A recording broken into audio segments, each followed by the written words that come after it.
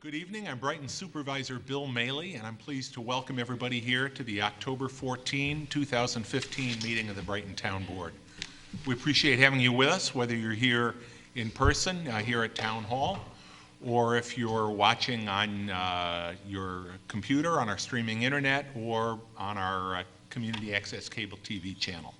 We welcome your attendance and we welcome your participation.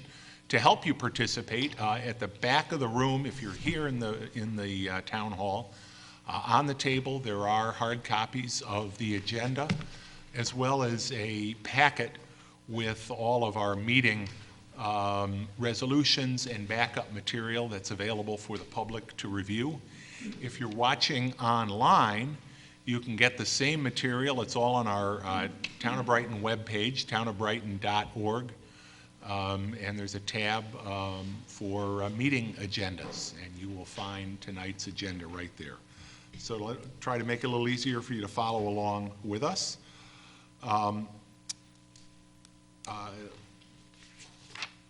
In case of emergency, I don't want to forget that. We do have a good crowd here tonight.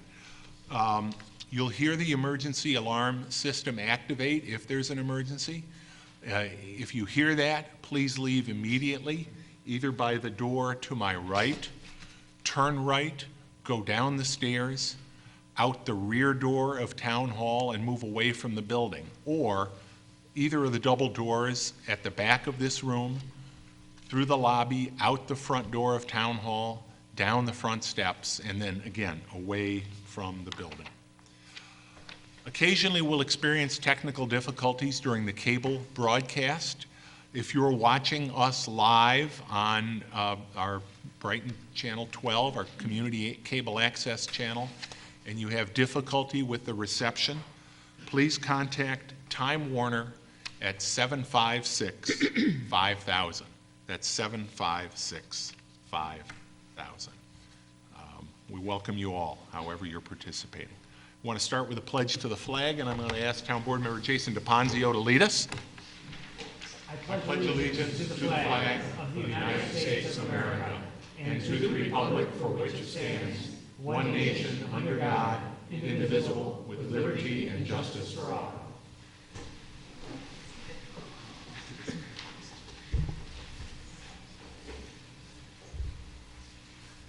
Thank you, Jason.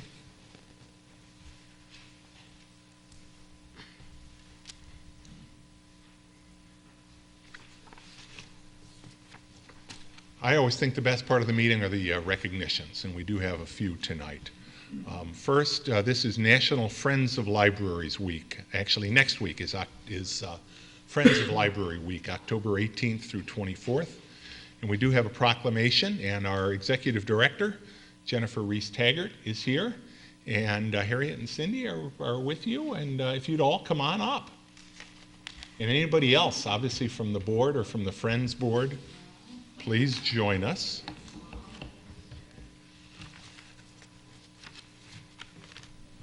I'm going to read this proclamation that all of the town board members have signed, and then I'll turn the mic over to any or all of you. Whereas the Friends of the Brighton Memorial Library promote literacy, advocates, raises funds, and enhances the resources of the Brighton Memorial Library. And whereas the Friends of the Brighton Memorial Library understand the critical importance of well-funded libraries and that their future depends on the formation of strong partnerships built among the Friends of the Brighton Memorial Library, library trustees, area foundations, and members of our community. And whereas the work of the Friends continuously highlights the fact that our library is the cornerstone of our community, providing opportunities for all to engage in the joy of lifelong learning and connect with the thoughts and ideas of others from ages past to the present.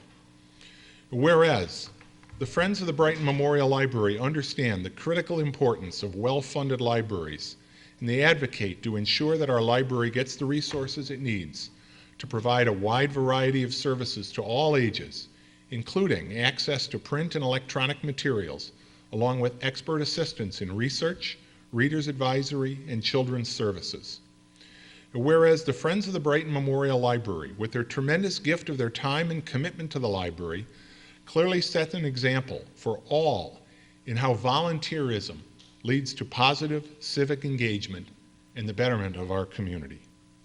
Whereas it is the sense of this town council to recognize that the quality of character of life in communities throughout our area is reflective of exemplary institutions whose purpose is dedicated to serving the community and the needs of its citizenry. Now, therefore, be it proclaimed, the Brighton Town Council does hereby proclaim October 18th through 25th, 2015, as Friends of Libraries Week in the town of Brighton, and encourages everyone to join our Friends of the Library. And with much gratitude, we do thank the Brighton Friends of the Library for all they do to make our library and our community a better hometown. And this is signed by all of the members of the Brighton Town Board and myself as Town Supervisor, this 14th day of October 2015. Thank you all. Thank you.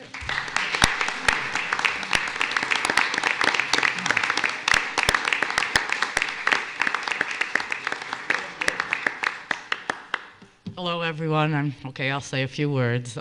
Again, thank you, Bill, and the entire town board for recognizing the Friends of BML with this proclamation. Both the library and Friends boards, as well as my library staff, appreciate your strong support of the library now and through the years. I'd like to take just a few minutes to say a few things that the Friends are too modest to say themselves.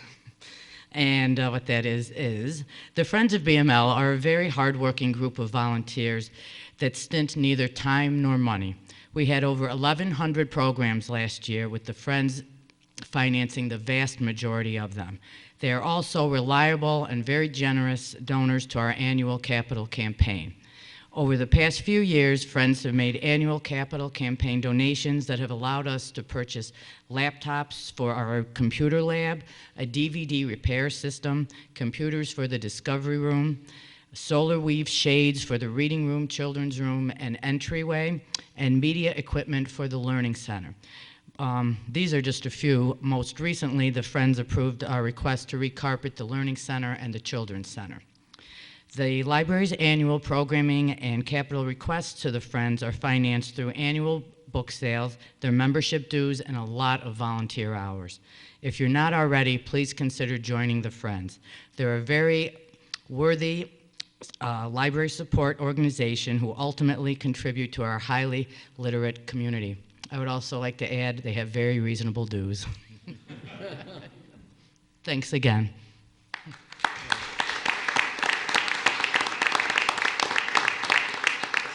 And Jennifer, you mentioned a book sale.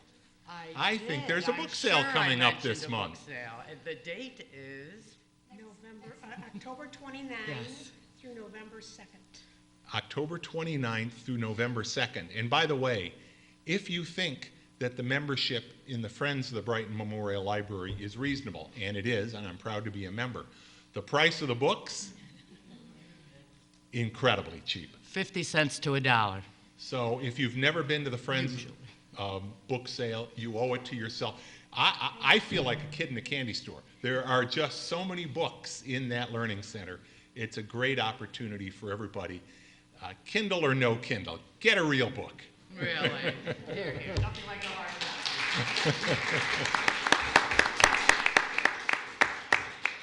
Thank you both very much. Thank you all very much. Next, we have an opportunity to recognize young people in our community, and that's always a real pleasure. Young people are our future, but every day, just today, I was interviewed by an 8th grader from 12 Corners Middle School, and to see this young man's level of interest in the community and what we do here in Town Hall was just a joy. But if you want to see some committed young people who are learning good things, skills of all kinds, I would recommend for you our Brighton Police Explorer post. The students in that post have been working with us on a number of projects with our police officers, and I have the opportunity tonight to recognize 2 of them who are bronze medal winners of the President's Volunteer Service Award. So I'd like to invite Henry Clapp and Megan Schwartz to come on up and join me.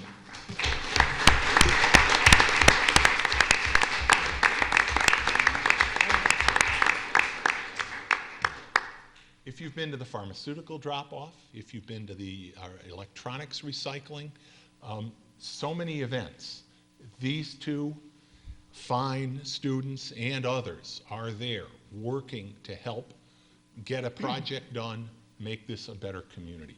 And it's in recognition of that, and it's really in recognition of hours that earn this Volunteer Service Award. So I'm going to read them both. They're very similar, but just slightly different. Whereas presidential recognition is a tremendous honor. Although you may not seek recognition, your example and your service deliver a powerful message that encourages others to take action. And whereas the President's Volunteer Service Award is the premier volunteer awards program, encouraging individuals and families through presidential recognition to live a life of service. Whereas recognizing and honoring volunteers sets a standard for service, encourages a sustained commitment to civic participation, and inspires others to make service a central part of their lives. Whereas over the course of 12 months, Brighton Police Explorer Megan Schwartz has proven to be an outstanding representative of youth volunteerism by providing 101 hours of her time to community service, which has earned her a bronze President's Volunteer Service Award. Now there be it proclaimed that I, William W. Maley, and members of the Brighton Town Council do hereby congratulate Megan Schwartz for her accomplishment of being selected as a recipient of the prestigious President's Award for Volunteer Service. We wish her every success in her pursuit of her career and life goals, and we thank you, Megan, for the valuable contributions made through your service to our community. Signed this 14th day of October, 2015, again by myself and each of the members of the Brighton Town Board.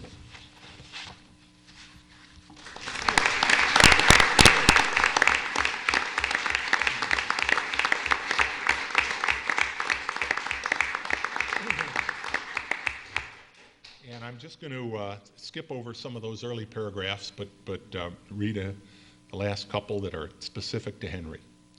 Whereas over the course of the past 12 months, Brighton Police Explorer Henry Clapp has proven to be an outstanding representative of youth volunteerism by providing 110 hours of his time to community service, which earned him a bronze President's Volunteer Service Award. Now therefore be it proclaimed that I, William W. Maley, and members of the Brighton Town Council do hereby congratulate Henry Clapp for his accomplishment of being selected as a recipient of the very prestigious President's Award for Volunteer Service. We wish him every success in his pursuit of his career and life goals, and we thank him for the valuable contributions he has made through his service to our community. Again, signed this 14th day of October, 2015, by myself and the entire Brighton Town Board.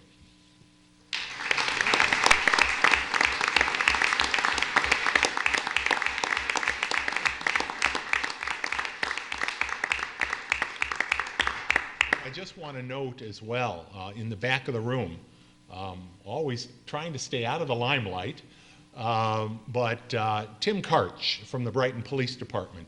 Tim is the advisor to the Brighton Police Explorers Post, and he's assisted by other members of the department at various activities, but Tim is really the glue that has held the Police Explorer program together. And Tim, we appreciate all that you do as well for the youth of our community. Thank you very much.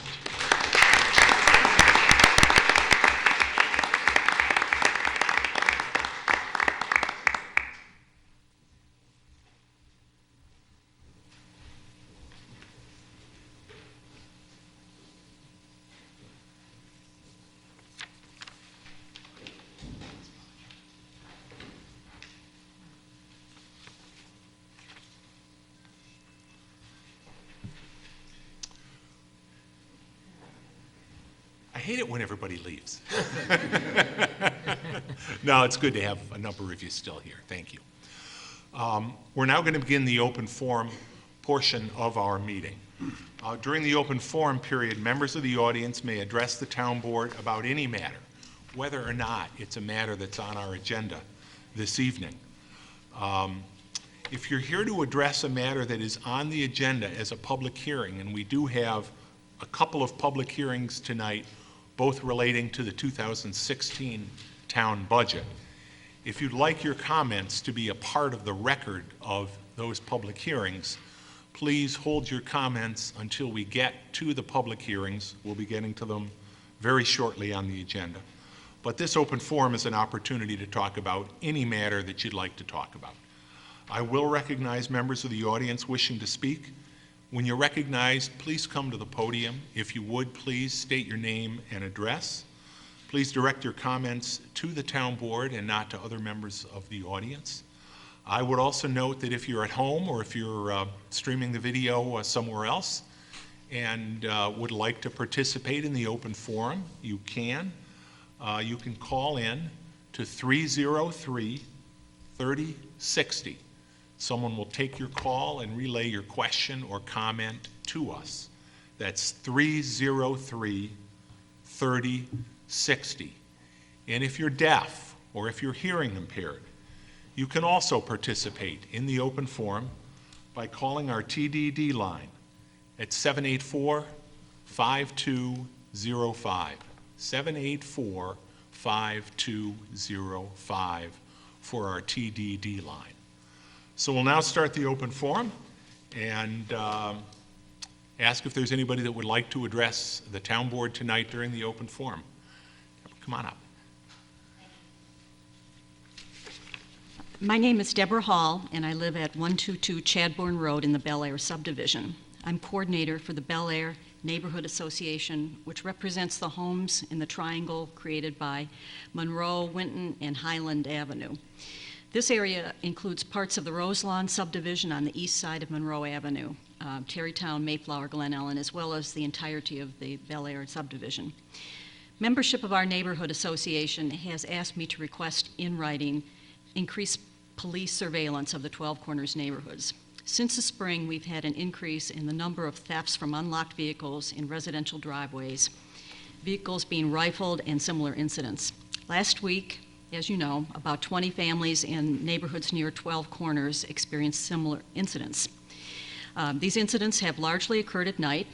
Thanks to efficient actions by the Brighton police, a suspect was apprehended last week. However, neighbors are sure that this individual is not the only person involved in these incidents. There's been increased concern in our neighborhoods, as well as others in the 12 Corners vicinity, that these incidents appear to be increasing in frequency over the last several months. Consequently, they feel that an increased police presence during nights and evenings in the 12 Corners area would be a helpful public safety step. Residents appreciate the efforts the police are making in addressing these incidents. We have found that the Brighton Police website has been very helpful in providing useful information to residents in our area as these incidents have increased. Please give our request for increased surveillance to your careful consideration for our neighborhood and others in the 12 Corners area. I presented this statement to the Public Safety Committee yesterday, and I'm doing it again to the town board, so I will give you a copy for the minutes. Thank you, Deborah, and thank you for taking the time both yesterday to come in and tonight.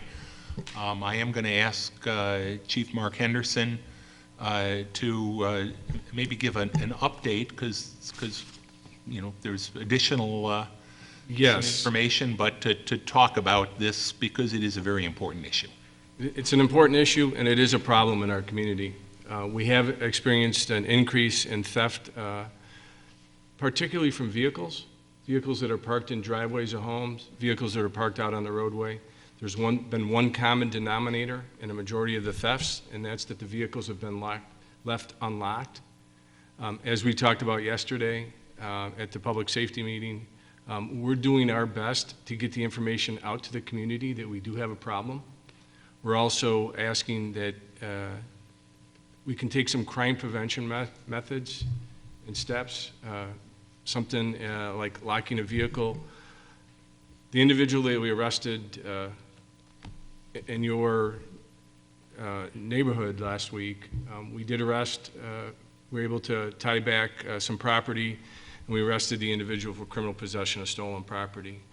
2 nights ago, we arrested an individual in the north part of Brighton, same type of a method of going through unlocked vehicles. Councilman Vogel, you use your terminology. The town of Brighton is 14.6 miles at a diagonal. It's within that 14.6 miles we're experiencing all across the town. There's no particular neighborhood association that is any more victimized than others.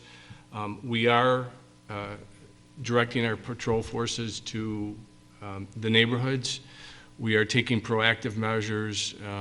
We're looking in the neighborhoods. We're looking to see if there's any type of activity during the overnight hours. That seems to be the second common denominator, is it's late in nighttime hours. So from an allocation of resources, a direction of patrol resources, we are asking that our officers get into the neighborhood.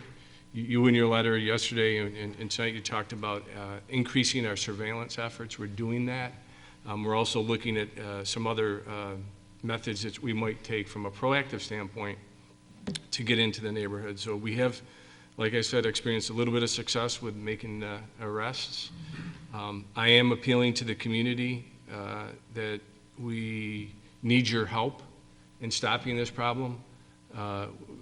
We need the vehicles to be locked. We need to get this information out that we're not seeing a lot of vehicles that are forcibly entered with windows being smashed. What we are seeing is doors being opened and items being stolen from the vehicle. We try to communicate back to the community about trends and patterns. On the town website, we put out a weekly blotter. The blotter is designed to give an idea to the residents. The media also monitors the blotter, looking for trends. Last week's blotter had just about 22, 23 incidents of theft. The blotter that will be published tomorrow does not have as many, but there is some frequency with, again, unlocked cars and theft from vehicles. So we put out a community alert. We're on Facebook. We're looking at some other social media avenues to get the message out. We're also looking to work more closely with our neighborhood reps like yourself to bring the message back into the neighborhood. So I'll do our best to increase the patrols in the Bel Air as well as the other neighborhoods across town. Thanks. Yeah, I thank you, Mark. Over the past couple of years, Mark and I have attended a number of neighborhood meetings. Often when there have been increased levels of activity in that neighborhood and the opportunity to interact, I welcome, and I know the chief welcomes also, the opportunity to meet with neighborhood associations in whatever form makes sense. Often it's in someone's living room, but it can certainly be here at Town Hall. Locking car doors is so important. I would note too that an unlocked car in an unlocked garage is also an unlocked car. Finally, I think there's another common denominator in these two arrests. In both cases, we were able to, or the police were able to make those arrests in large part because someone saw something and they called 911. So I'm urging the community. It's a saying we use a lot, but it rings true and it works. If you see something, say something. If you see something that doesn't look right, call 911. Don't be afraid. The police will interact. If they'll respond, they'll see someone. Don't feel like you're causing them an inconvenience or that you're going to be embarrassed or anything else. It's very important. If you see something, say something. I would also note that in addition to the neighborhood groups, we reached out. We had a good meeting with Rabbi Vogel, Rabbi Davidovitz. Rabbi Noble, Rabbi Davidovitz. And again, we welcome that opportunity as well to meet with faith communities. However we can get the message out as to what we all can do together to address these issues, because it's not just a Brighton problem. These break-ins into unlocked cars are happening throughout the area. So, but we can all do something about it. Lock the car, and please, if you see something, say something. Thanks, Mark. Is there anyone else that would like to address the board during the open forum? Okay, hearing none, we will move on, and can I have a motion to approve the agenda? So moved. Second. I'd like, well, no, never mind, I'll do that in a moment. We have a motion to approve the agenda. Dan, please call the roll. Councilmember Vogel? Aye. Councilmember DePonzio? Aye. Councilmember Werner? Aye. Supervisor Maley? Aye, and I would note that Councilwoman Novros is ill. And Louise, we hope you're feeling better quickly. Can I have a motion to approve and file the town board meeting minutes for the September 9, 2015 town board meeting? So moved. Second. Discussion? Please call the roll. Councilmember Vogel? Aye. Councilmember DePonzio? Aye. Councilmember Werner? Aye. Supervisor Maley? Aye. We'll now begin with public hearings. We have two public hearings tonight. They are related. The first public hearing is to consider the proposed 2016 preliminary operating and capital improvement budget. The second public hearing is to consider the proposed 2016 assessment rolls for service charges, maintenance charges, capital improvements, and sewer rent charges for special improvements districts. Both of these public hearings relate to the taxes and other charges that the town of Brighton assesses as part of the budget development process. So we're going to start the public hearing in just a moment with a presentation by our budget director, Andrew Robinson.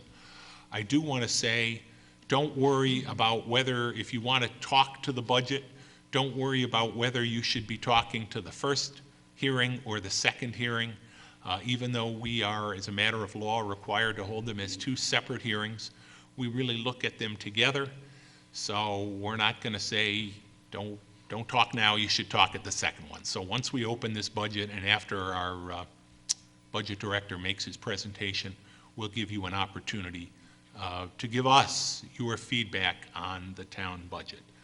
Dan, has the necessary legal notice been given in this budget hearing? Notices for both hearings were in the September 24th edition of the Brighton Pittsburgh Post. Thank you. Then I declare this public hearing to be open. And I'm going to ask Budget Director Andrew Robinson. I just want to thank Andrew in advance. He gave this presentation at our last town board meeting.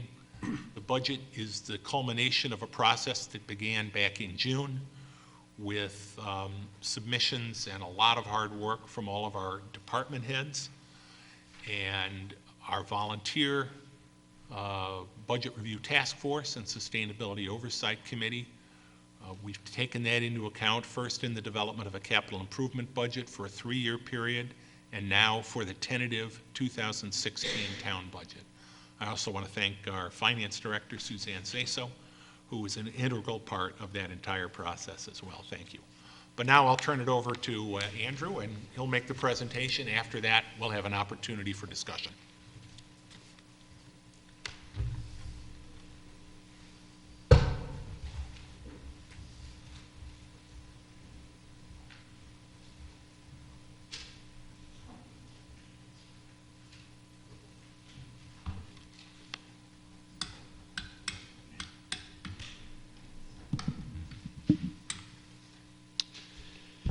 I'm sure you're all here for the budget. Exciting stuff. As Bill had mentioned, it really is one of the most important jobs that the town board provides for the community, is setting forth priorities of spending every year in the budget. It's a great time for people in the community to voice their opinions on what the town board is spending their tax dollars on. This presentation and all the budget materials, over several hundred pages, are available on the town's website. If you go to the main website, right on the left-hand side, right, there's a couple of several options there on the left-hand side. One says annual budget documents. You just click on that link, and it has everything broken out in the different sections of the budget, and this presentation as well, if you'd like to follow along. Like I do every year, I just like to start a little bit to help remind people about what the town is providing. You know, there's so many levels of government out there that sometimes it can be confusing between what services the county provides versus the town versus school districts, special districts. The town board controls the town funds, but also over 100 special districts, and we'll talk about them as we go throughout the budget. Just a few highlights. With your tax dollars, as was mentioned earlier, there's a police force, 40 officers. You know, it's important, I think, and I think the residents appreciate having that local connection to the police force. You can see in 2014, 537 arrests made. We have a highway and sewer department that maintain our infrastructure, you know, all the roadways, sidewalks, sewers, curbs, gutters, storm drains. Just a little highlight of what they did this past year. You know, one thing to look at is they repaved over 28,000 square yards and treated over 86,000 square yards of roadways. It's fitting to talk about the library since the beginning of the meeting, the recognition they received. I think it's widely accepted that it's a great library. Everyone in the community loves it. You can see over 700,000 materials checked out in 2014. We have a vibrant parks and rec program. You know, one note here, you can see, you know, the amount we have, you know, 6 park areas, 485 acres, 2 lodges, pavilions, indoor and outdoor pool, 8 soccer fields, 7 baseball fields, 4 tennis courts, 2 basketball courts, picnic facilities, Veterans Memorial, farmers market, all sorts of things that the town is providing. And also maybe something you don't often think about, but at the town hall here, we provide lots of services that affect everyday life. Maybe one you don't think about it very often is the town clerk, you know, conducts elections, you know, vital function, public works, building and planning, and all those kind of things that keep us safe. So now onto the budget. I just wanted to point out quickly, the state has 2 programs, one called the tax cap and one called the tax freeze. And the tax cap is a program where there's a kind of complicated formula that I have up here. And you can see that the major components, you start with what you budgeted last year, the total amount of dollars that we raised in property taxes. And then the 2 main factors are tax-based growth factor, which was 0.05% for 2016, and then the inflation factor, which was 0.07%. You add in a few other things in the calculation per the state, and you have an allowable increase from 15 of 0.7%. Just for a little background, the board could decide at any time to override this cap. They would just have to take a vote saying we're overriding it. Since the tax cap has been around for the past 5 years, the town board has been under the cap every year, and is going to continue this year. The proposed budget would have a tentative increase in taxes and the tax levy of 0.67%, so under the tax cap.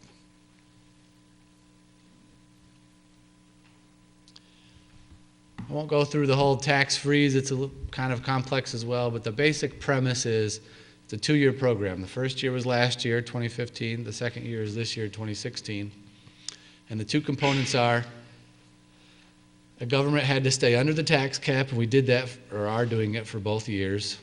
Then in addition to that, you had to create this efficiency plan that would save 1% of your total tax levy in the future years of 2017, 2018, and 2019. The town, in conjunction with the county, did create that efficiency plan and has stayed under the cap, so the benefit to taxpayers in the town is that any increase in town tax as a result from the town levy will be refunded to taxpayers in the fall of this year and the fall of next year.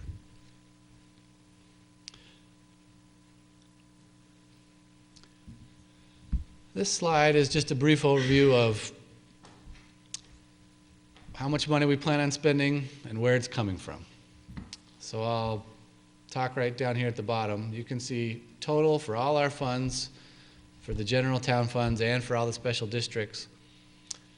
We're planning on spending about $29 million. $8.9 million of that would be coming from non-property tax revenues, and the remaining $1.9 million would be coming from appropriated fund balance or reserves, which is just another way to say money that the town has set aside in prior years, or savings the town has.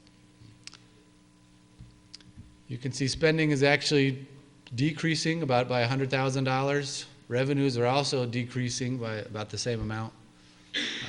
But we are planning on decreasing the amount of savings we're using to balance the budget by about $120,000, which is just about the same amount that the tax levy is increasing. Just a little overview of revenues this year. Things have been relatively stable. The major changes are we had one large new pilot or payment in lieu of taxes come online. That was for the Brickstone project, which was recently completed. Our two biggest non-property tax revenues, sales tax and mortgage tax, luckily have kind of stabilized. They've been somewhat volatile since the recession in 2008, but they've pretty much stabilized to historical norms. The big decrease here is really nothing bad, but just that last year we had grants for two different projects, and those grants are over, kind of one-time projects, and so they aren't in the 2016 budget. Just quickly point out, this slide shows historical and budgeted mortgage tax.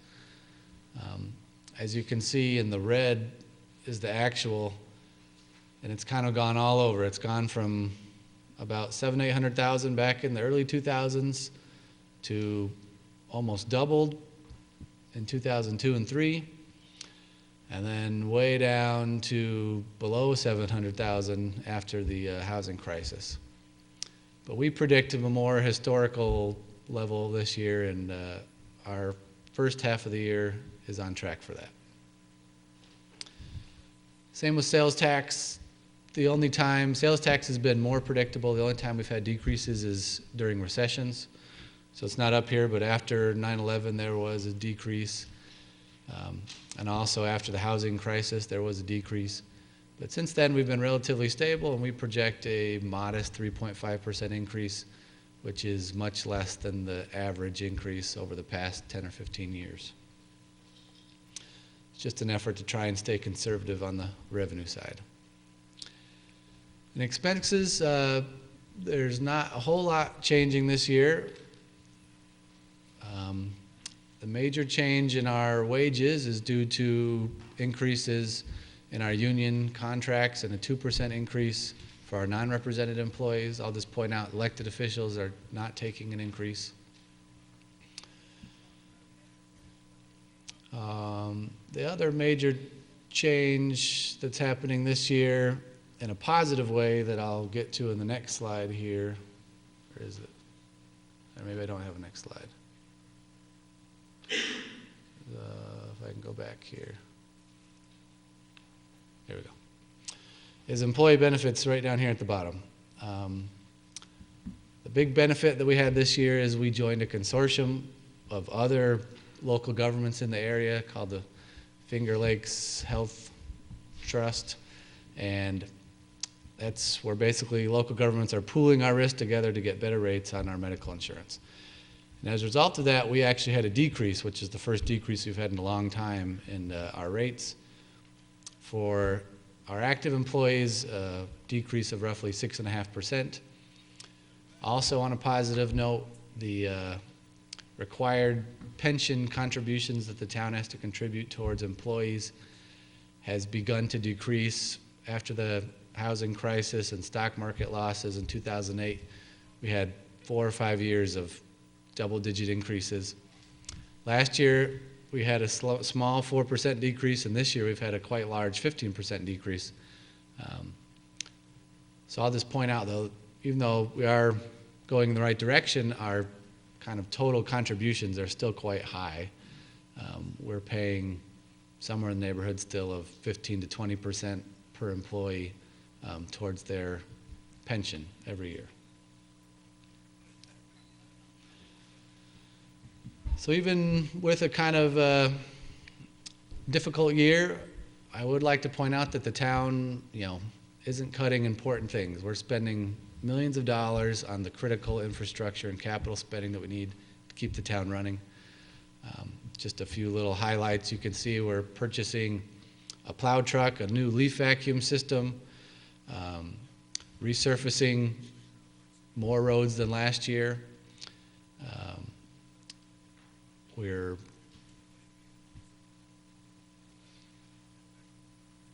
buying 3 police vehicles, body cameras, and storage, resurfacing the Meridian tennis courts, and repairing and replacing furniture in the library as part of a larger library overhaul. In the sewer district, we're spending over $600,000 for a new flusher and sewer relining projects. In the sidewalk district, we're replacing 15,000 square feet. We're definitely maintaining a good schedule on our sidewalks. And in the ambulance district, we're contributing $50,000 towards a new ambulance. So just overall, just something to remember, is that even though this, the town budget is increasing by less than 1%, we definitely have taken a fine-tooth comb to the budget and really spent a lot of time in developing, especially the capital plan, and I think have come out with a good product for the town. Like I said at the beginning, we welcome comments. There's usually not a lot of comments from the public. I don't know if the budget's just kind of a boring subject, but feel free to dig through any of the details and submit comments to me, to my office in the finance office, or directly to the supervisors of the town board or the town clerk. We welcome comments. We welcome ideas. Certainly want input from the community. Thank you.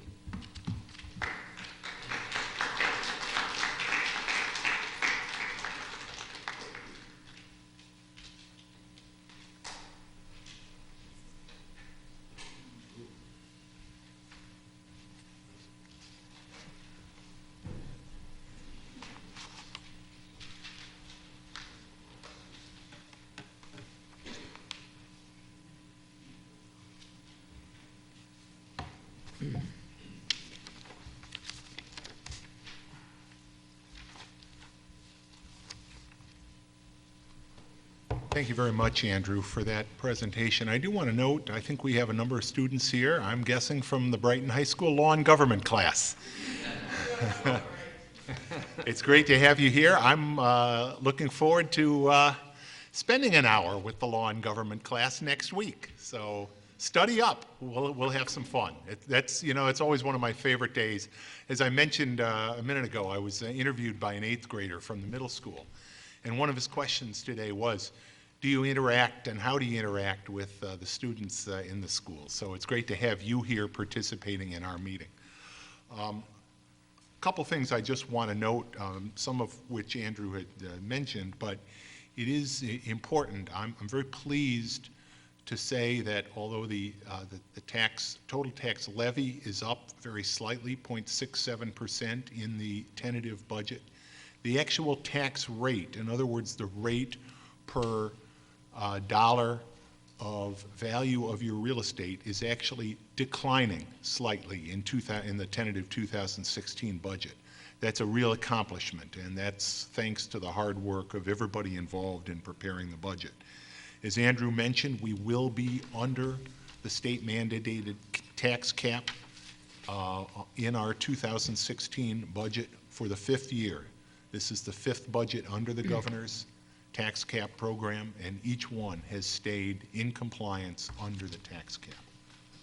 Andrew mentioned some of the new programs, body cameras, which are very important. We all have heard a lot of discussion about body cameras and the effectiveness of our police. I will just tell you, the reason you don't see Mark Henderson there is because Mark is talking with a couple of residents right now. It's that philosophy of community policing that's been so important for us.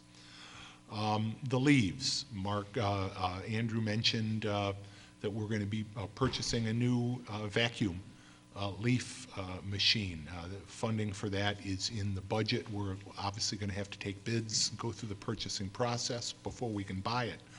But that's something that was recommended by our Sustainability Oversight Committee based on a consultant's review. We want to make sure that we are picking up leaves in Brighton. We know how important that is. We want to get them up before the snow falls as badly as you. Mother Nature doesn't always cooperate, but this year in 2015, based on budget decisions we made last year, we restored overtime.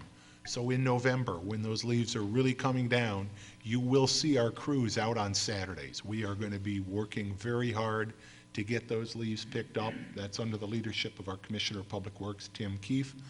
But we hope that by the time the leaves are falling in 2016, we will have an opportunity to work with this new equipment. Very important, I want to talk just briefly about property maintenance. We've had a lot of conversations with the community, some in this room and many of them not in this room, about the importance to the quality of life in Brighton of property maintenance. And we do have, as part of the Public Works Department, we do work very hard. Chris Roth handles property maintenance, code enforcement issues. Many of them involve banks that have foreclosed or are pending foreclosure on properties. It can be hard to find out exactly who to call. It's not an easy job. As I've said many times, every one of these problem properties that we have has its own story. And part of what makes the job of property maintenance so difficult is wending our way through that story and getting to the real players. I certainly feel very strongly, and so we put in our tentative budget additional funding for this very important job of property maintenance. I will also say that part of it too will cover a new unfunded mandate by the state. It's a safety program. Safety programs are a good thing. This is a program for increased carbon monoxide monitoring and alarming requirements in commercial buildings, of which we have several hundred. Unfortunately, although it's a great safety program, it comes with no funding for the town that has to enforce that new law. So that's part of the reason too, that we're adding funding into this code enforcement property maintenance area. But we know how important that is to the community, and so that's in the budget. Andrew mentioned debt, and we will be issuing new debt this year, but actually our expectation is that overall the town's net indebtedness will fall slightly in 2016 because although we will be we've budgeted to issue new debt, we will be paying off. We will be issuing about $820,000 in new debt and paying off over $850,000 in new debt. So our debt levels in Brighton, which are already substantially below peer communities like Pittsford, Perrington, and Penfield, will fall by the end of 2016. And again, I think that's a significant accomplishment in this new budget. So with that, I will ask if there is anyone in the audience that would like to address the town board on the matter of the 2016 tentative town budget. Yes, come on up, Deborah. Again, my name is Deborah Hall. I live at 122 Chadbourne, and I'm coordinator for the Bel Air Neighborhood Association. I gave you that information earlier. Membership in our neighborhood association has requested that I convey strongly in writing their support for a full-time position in town government whose sole responsibility will be determining and working on building and housing code problems and violations, as well as foreclosures. As you are aware, there's at least 14 vacant residential properties in the immediate area of 12 Corners, our town center. These homes are vacant or deteriorating for a variety of reasons, including rental problems or foreclosure, abandonment by their owners due to illness, financial reverses or disability, or neglect by their owners. 5 of these homes are in the area represented by our neighborhood association. Some of these properties have been vacant for several years. While progress has been made with town support in selling and repairing some properties, we believe it would be expedited if there were a dedicated staff position in the town to work with owners, neighbors, realtors, and banks regarding property maintenance. At present, these duties, I believe, fall to the fire marshal, who obviously has other considerable responsibilities. We are aware that our town is not unique in facing these problems. Only last week, the Rochester Democrat and Chronicle noted that the Rochester area generally has unusually high rates of foreclosures and vacant properties. Given this widespread problem in our home county, Brighton government needs to address the code violations within the town efficiently and actively to maintain the safety of its neighborhoods, property values, and of course its tax base. Establishing a full-time position devoted to code enforcement is a great first step and should be a priority of the Budget Committee. While we realize tax revenues are tight due to the state tax cap, allowing code violations to proliferate may cost the town more in the long run. If residents perceive that deteriorating property nearby adversely affects their home values, the town may face a gradual exit of some residents or appeals for property tax reductions from others due to poorly maintained or vacant property nearby. At this time, Brighton residents need increased support from our local government to address these problems and strengthen the neighborhood environments which have led families to live in Brighton. Please acknowledge our call for the establishment of the full-time position to assess and address property codes and vacancies. Thank you. Got a copy. Thank you, Deborah. Yeah, if you would submit that, that's great.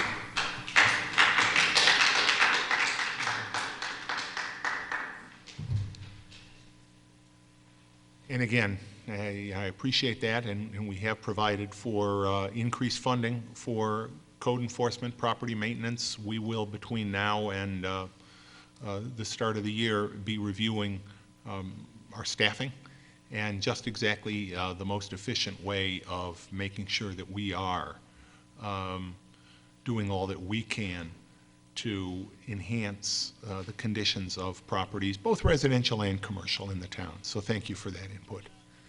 Mr. Zoglin.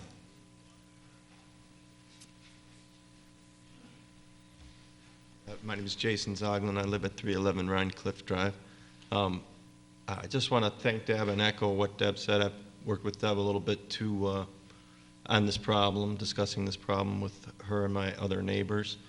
I think she put it succinctly. I will say, as I was just discussing with yourself and Chris, what I found is, and I think you warned me, it's complicated and it's difficult. So I do think it would take a full-time position, and I'll tell you, but it wouldn't be uninteresting. It might be frustrating, but just in trying to do it along with the rest of my life, other things, I mean, I've learned a ton. I learned something today. I got to walk through the empty house, zombie property on my street, and learned that a lot of times the bank now has already collected their insurance, if it was an insured mortgage, from Fannie Mae or Freddie Mac or whomever, and so now the bank's out of the picture too. So now there's a new person to call, if you can call them. They work through the realtor, an asset manager for Fannie and Freddie, trying to recoup the money, which the house on my street may not be at the top of his list. The woman that I talked to today with Hunt Realty said that she works mostly on these type of situations, that between, and that's just her, that's just one person at one real estate office, has 450 of these between this area, Rochester area, Albany, and Syracuse. So what I would say is, if you do make that position, I'd like to encourage everybody out there, this would be a challenging and interesting position for somebody. This is not going around measuring the length of people's lawns. This is really a complex problem. I can't say how much success they're going to have. It's tough. There may be some of them where it is just pounding your head against the wall, but I think there are some of them that I looked into that are just, that are still owned by the owner, and the owner has moved away, and they're, the one on Meadow Drive is an example of that. I understand it's not a foreclosure, it's been empty for many years, it's fallen apart.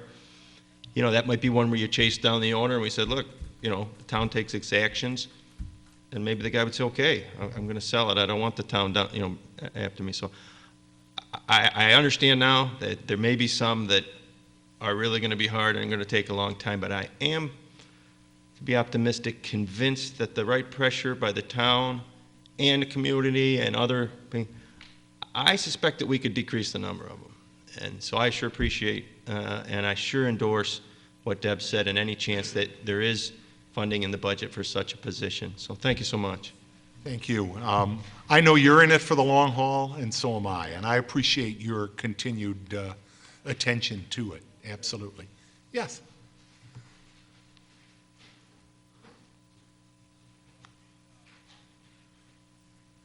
Hi, my name is Lauren Reiner. I live at 269 Verena Drive, and I also agree with this idea. Every day I pass at least 2 abandoned houses on my way to school. I know that one of them, someone has either, an older couple or a person has gone away to a nursing home or has passed away or something like that. In the past, my father or other neighbors have gotten together and tried to keep these houses together, but unfortunately, not everybody has time on their own hands to try and keep these houses neat and nice for everyone else to look at by themselves. So I also agree that it would also be nice to have someone representing and looking into these houses and helping fix the houses around. So, yeah. Thank you very much. And I do want to make it clear, the town is, as Deborah mentioned, the town does have Chris Roth, who does code enforcement, property maintenance issues. But you're right, he is the fire marshal, and that is another job responsibility that he has. So that's the reason we are looking at additional funding. And we've spent a fair amount of time, walking the neighborhoods here with the elections upcoming. Even though we have no opposition, nonetheless, we want to be out in the neighborhoods to see what people are thinking about. And we see these empty houses. It's unfortunate that we can't make an empty house full. If it's reasonably well maintained, and that's the issue, reasonably well maintained, unfortunately, it still looks empty. There's no question about it. A vacant house is a vacant house, and it looks it. We can't do much about that. What we can do, though, is pay more attention to those that are deteriorating, and as Bill has said, we've added funding in our budget. We're looking at the configuration of our staff. We do have people on staff, and we're going to look to reallocate the assignments, perhaps, so that we can get on top of these and get in communication with the banks, with the property maintenance companies, and stay on them. But we've added money, looking, I think, that we're going to try to focus perhaps on the summer months, when the problem is most apparent, and I want to see these changes as well, because these neighborhoods can't have this look of empty houses, and just one on the block hurts very much. So we hear you, and we got to see what we can do, again, within the confines of the tax cap, which is very difficult to increase services. Our tax cap is 0.73%. We've kept you under that at 0.67. But we don't have much money to spread around, and what we want to see what we can do most efficiently to attack this problem. So thanks for coming on. Come on up. I apologize, I don't have a script. It's all right. I'm Ben Fialco. I live 272 Rhinecliff, so I'm right next door to a zombie house. The one which unfortunately is pretty well done. Mm-hmm. It's kind of scary sometimes to look over and just think of the safety factors. I have a 7-year-old son, and I've seen other children, small children, go into this house.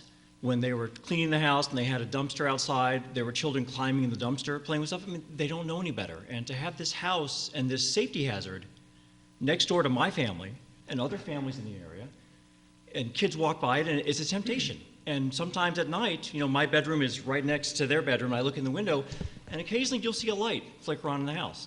And you'll know that there's someone walking around with a flashlight doing something. And I'd like to think the best, but 11 o'clock at night on a Wednesday, it's probably not someone who's trying to sell the house. So- And I do want to just stop you, and I'm going to sound like a broken record again. If you see kids in a dumpster, and I know now the dumpster is gone, especially if you see, a flashlight, what appears to be a flashlight in a house, that is exactly what Chief Henderson means and what I mean when I say, if you see something, say something. Please call 911. Yeah, if I can weigh in, that would be the perfect scenario, one to call, because we don't know what the motivation is. And clearly, somebody late at night with a flashlight, that is something that I would encourage you and anyone in the community to call on. Thanks. And with unoccupied properties, one of the most important things that our code enforcement officer, that Chris Roth, does when he goes to these properties, which he does, is to inspect to make sure that they are secure. And secure means, for example, that any means of access, whether it's a door or a window or a casement or something else, that there is no open way to get into the house. So it certainly would be particularly disconcerting. I will pass that on to him. I know, Mr. Zoglin, you have, with the Realtor, been in the house, but, and I know with the Realtor, they're trying to keep it secure. That particular property is now owned by a bank. It was foreclosed upon. The bank has taken title. We are working with the bank's property manager. There is a Realtor involved. But as Mr. Zoglin suggested, these each one has its own story, whether it's an elderly person or someone else in poor health, or it's in this case a foreclosure, and they do take time, but it is a team, and I don't in any way mean to belittle you or prevent you from coming up and speaking. Frankly, I really appreciate your speaking, because if there is, in fact, someone that's getting into that property, that's an even bigger issue, and one we want to know about, and one we will certainly follow up with. So thanks for sharing that. Is there anyone else? Yes. I'm Caroline Tucker. I live at 200 Viennawood Drive. And I just wanted to know, to what extent do you survey the house, or to what extent do you follow up to try to find the owner of the abandoned house or the zombie house? Like, to what financial extent do you do? Because obviously there is a limited amount of funds. So I just wanted to know. Thank you. Thank you. We make quite a bit of effort. Fortunately, with the internet, that's easier today than it might have been once upon a time. But we do. We review the legal filings, which will identify a bank or banks. And as my two lawyer colleagues to my left, Chris Warner and Town Attorney Ken Gordon, will tell you, because both of them are involved in this area of the law, when you look at a mortgage these days, you find that it's been passed down and passed down and passed through, and it's quite a daisy chain sometimes, and that makes it more difficult. But we do take the time. We have to take the time, because that's how we find out, whether it's through the attorney, whether it's, so we've found out sometimes, we'll talk to neighbors around a home. We'll ask them, they'll say, well, we've seen a truck there. We've seen someone mowing the lawn. And we'll ask them, give us a call. Let us know the name, if they didn't remember the name of the property maintenance company, let us know. So all of those are things that Chris Roth uses really to find out who the real party in interest is, so that he can get engaged and make the contact at the point where it will have an impact. I do want to remind everybody this is a public hearing on the 2016 town budget. And is there anyone else that would like to address the board on that matter? Yes.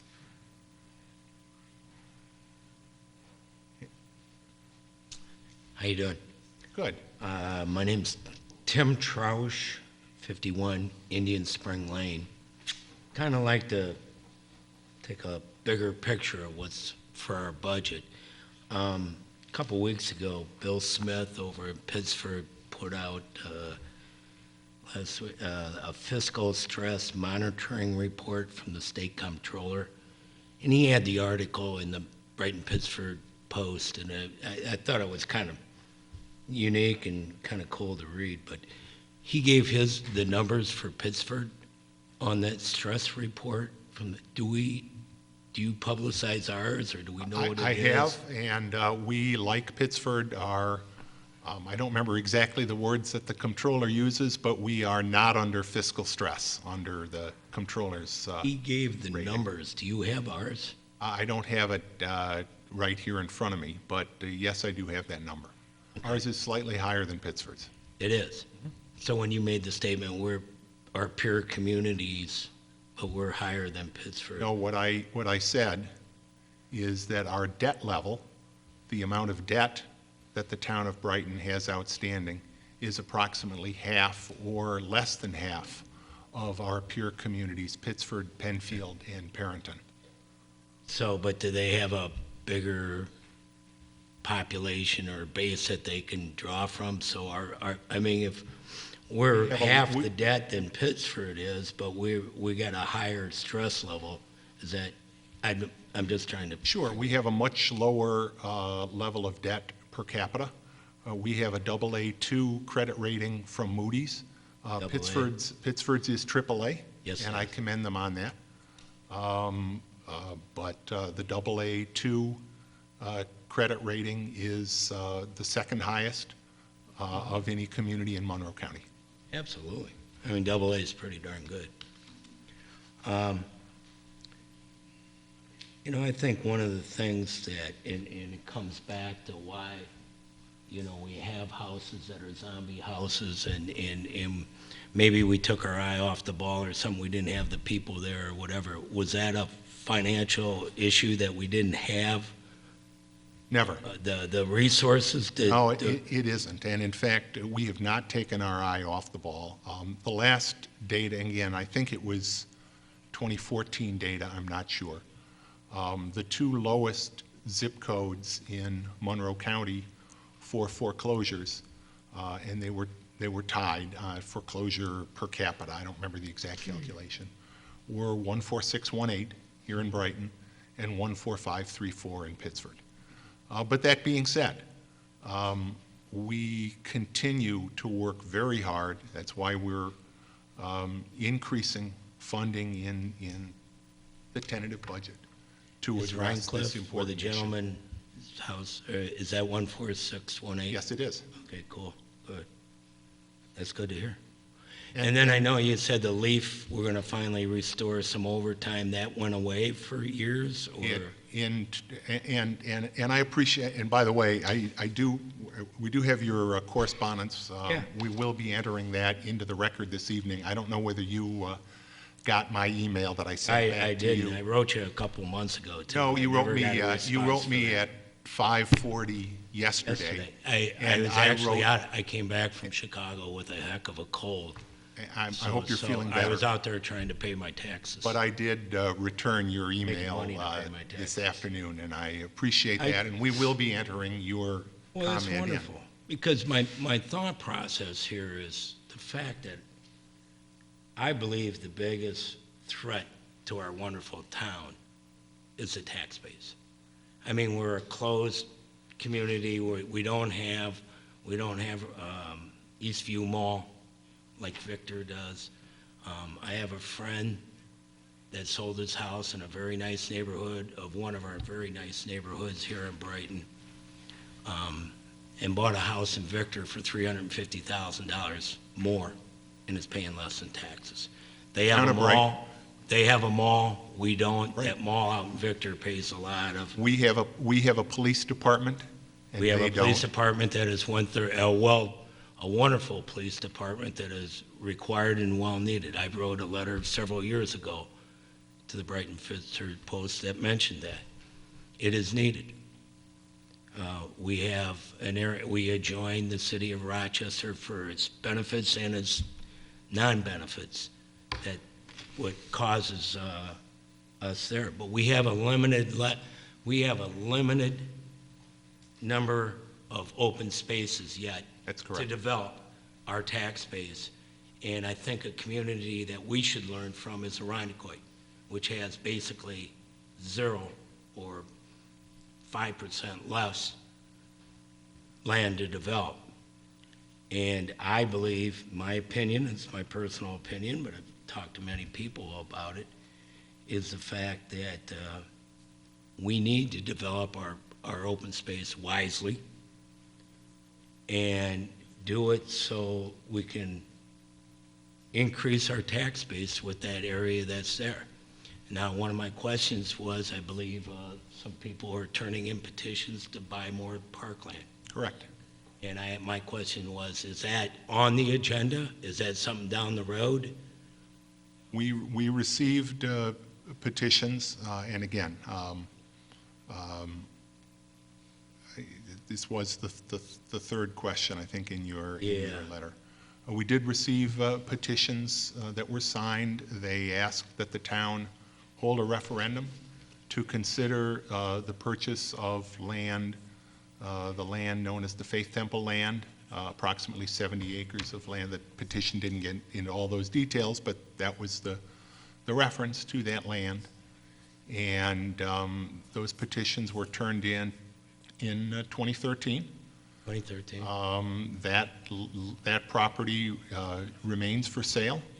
I really don't think it's appropriate, as I said in my letter, to get into publicly what the town's plans might or might not be for that land, other than the fact that I note that the property has a listing price, that it hasn't sold, and it sits there, and frankly, it is priced well above the market, and for that reason, it has not. Could I ask if... $65,000 an acre. Pardon me? $65,000 an acre. Prime real estate, huh? Would that be because a developer has seen what's happened in the town in the past, and they couldn't buy it and then go through the... would that be I can't put my, speculate on what anybody looking at that land is thinking, other than that the price is a significant deterrent. I will note, as I mentioned earlier, our tax base has risen this year by the largest, it's not a lot, but it is the largest that it has risen in several years. I think that reflects a number of factors, but I do think the town of Brighton, I very strongly believe that the town has worked with a philosophy of smart growth. We have had new development in town. We have been very aggressive at stating our position relating to tax exemptions that don't generate real new jobs. And we've been very aggressive as part of the largest approval of a development project ever in the history of the town this past year for the University of Rochester, on a pilot formula that over time, and this is before adjustment for inflation, on full build-out could generate as much as $1 million in town revenues per year. I think that's smart growth. I think that recognizes the importance that the University of Rochester plays in the economic growth of our community, and at the same time, the importance of making sure that as land is developed, we have the necessary revenue base, whether it comes from taxes or whether it comes through payments in lieu of taxes, to support the kind of level and quality of services that people in this community have a right to expect. Absolutely. Couldn't agree with you more. So you said that our tax revenue has gone up. Our tax base has gone is up approximately 1.1%. Pardon me? 1.1%. That's wonderful. And you attribute that, I mean, because I know, wasn't there a place over in East Brighton that it went sold a unity or something that came off the tax rolls in 13 or 14? No, that It was a property is in large, Penfield. it was a large office complex. That property's in Penfield. That wasn't us. Correct. Well, that's good, because we need all the tax base that we can get. So there was something in the budget presentation that there was an increase. It was Bricktown? I'm sorry, in what? It was Bricktown? Brickstone. Stone. Brickstone is a senior housing project on Elmwood Avenue. Okay, that's And Brickstone. Okay. we have, we did get an increase from that property based on a payment in lieu of tax agreement that was entered into with the owner of that property under the incentive zoning approval for that development. So is that a one-time, I mean, Sir. it's ongoing? Ongoing. Instead of taxes, but it's an ongoing payment Ongoing system? payment in lieu of taxes. And so with the reserve, I see buildings are going up in the reserve all the time, which Yes, they are. is really, I would assume, contributing to the tax base. It is. It is. As I've discussed here, there's, different ways to look at it. Many of the units that have been built in the reserve have been organized as condominiums. There's a provision of the state real property tax law that taxes condominiums differently than other types of properties. And the impact of that on a community like Brighton is nearly a 50% reduction in what those properties might otherwise be taxed at. So in that sense, although our tax base has increased thanks to the development at the reserve, which I think is certainly appears to be going well and very attractive properties there. The increase is less than it would be if those properties were valued at fair value. On the other hand, it's more than they would be if they were still vacant land. So there are really two sides to that one, and I continue to be pleased to see that project growing, contributing to our community in many ways. Yeah, and I wrote a letter. You did. I've read that letter. Yeah, I'm thanking Mr. Costello for doing that. And one of my points was if he would have sold the land and they were zoned for single housing by Ryan or somebody, and they built 300 houses over there that had another kindergarten or first grade, we wouldn't be taxed plus. We'd be lucky if we broke even. Well, the school between district. the school district. It would have had a real impact on the school district. All the things. And that just goes to my question. Why, and it was my final question, why did it take, I thought it was 7, Yeah, I heard 8 years. It did not. I read your letter. You wrote your. I asked the question.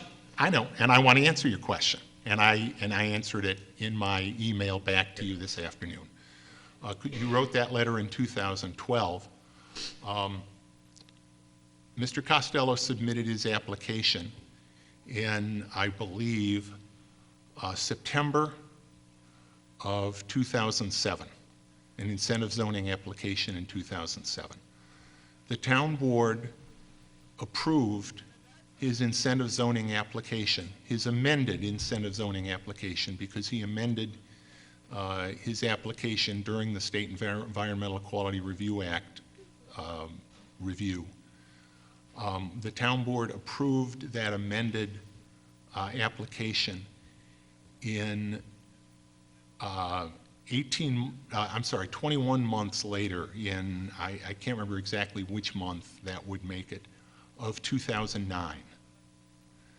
Now, about 11 months after that, and I'm going slightly from memory here, Mr. Costello, again, before he submitted to the planning board for site plan review, and certainly before any construction began, Mr. Costello submitted amended application for approval, removing some of the incentives he had proposed and making some other changes.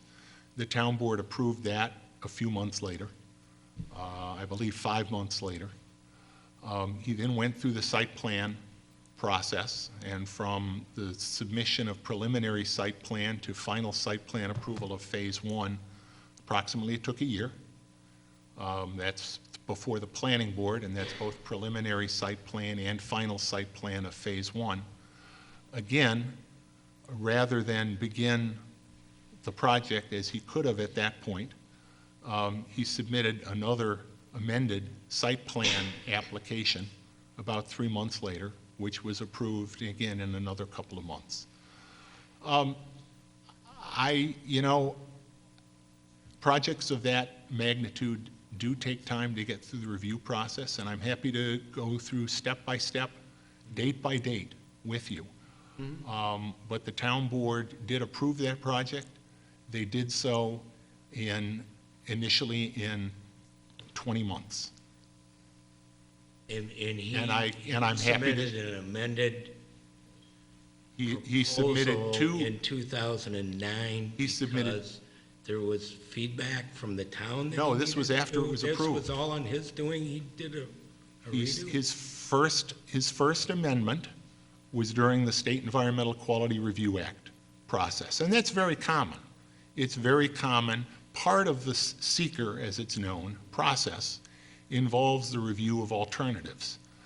It is very unusual, frankly, for a major development to come through the process here or in any town and be approved in exactly the form it was submitted.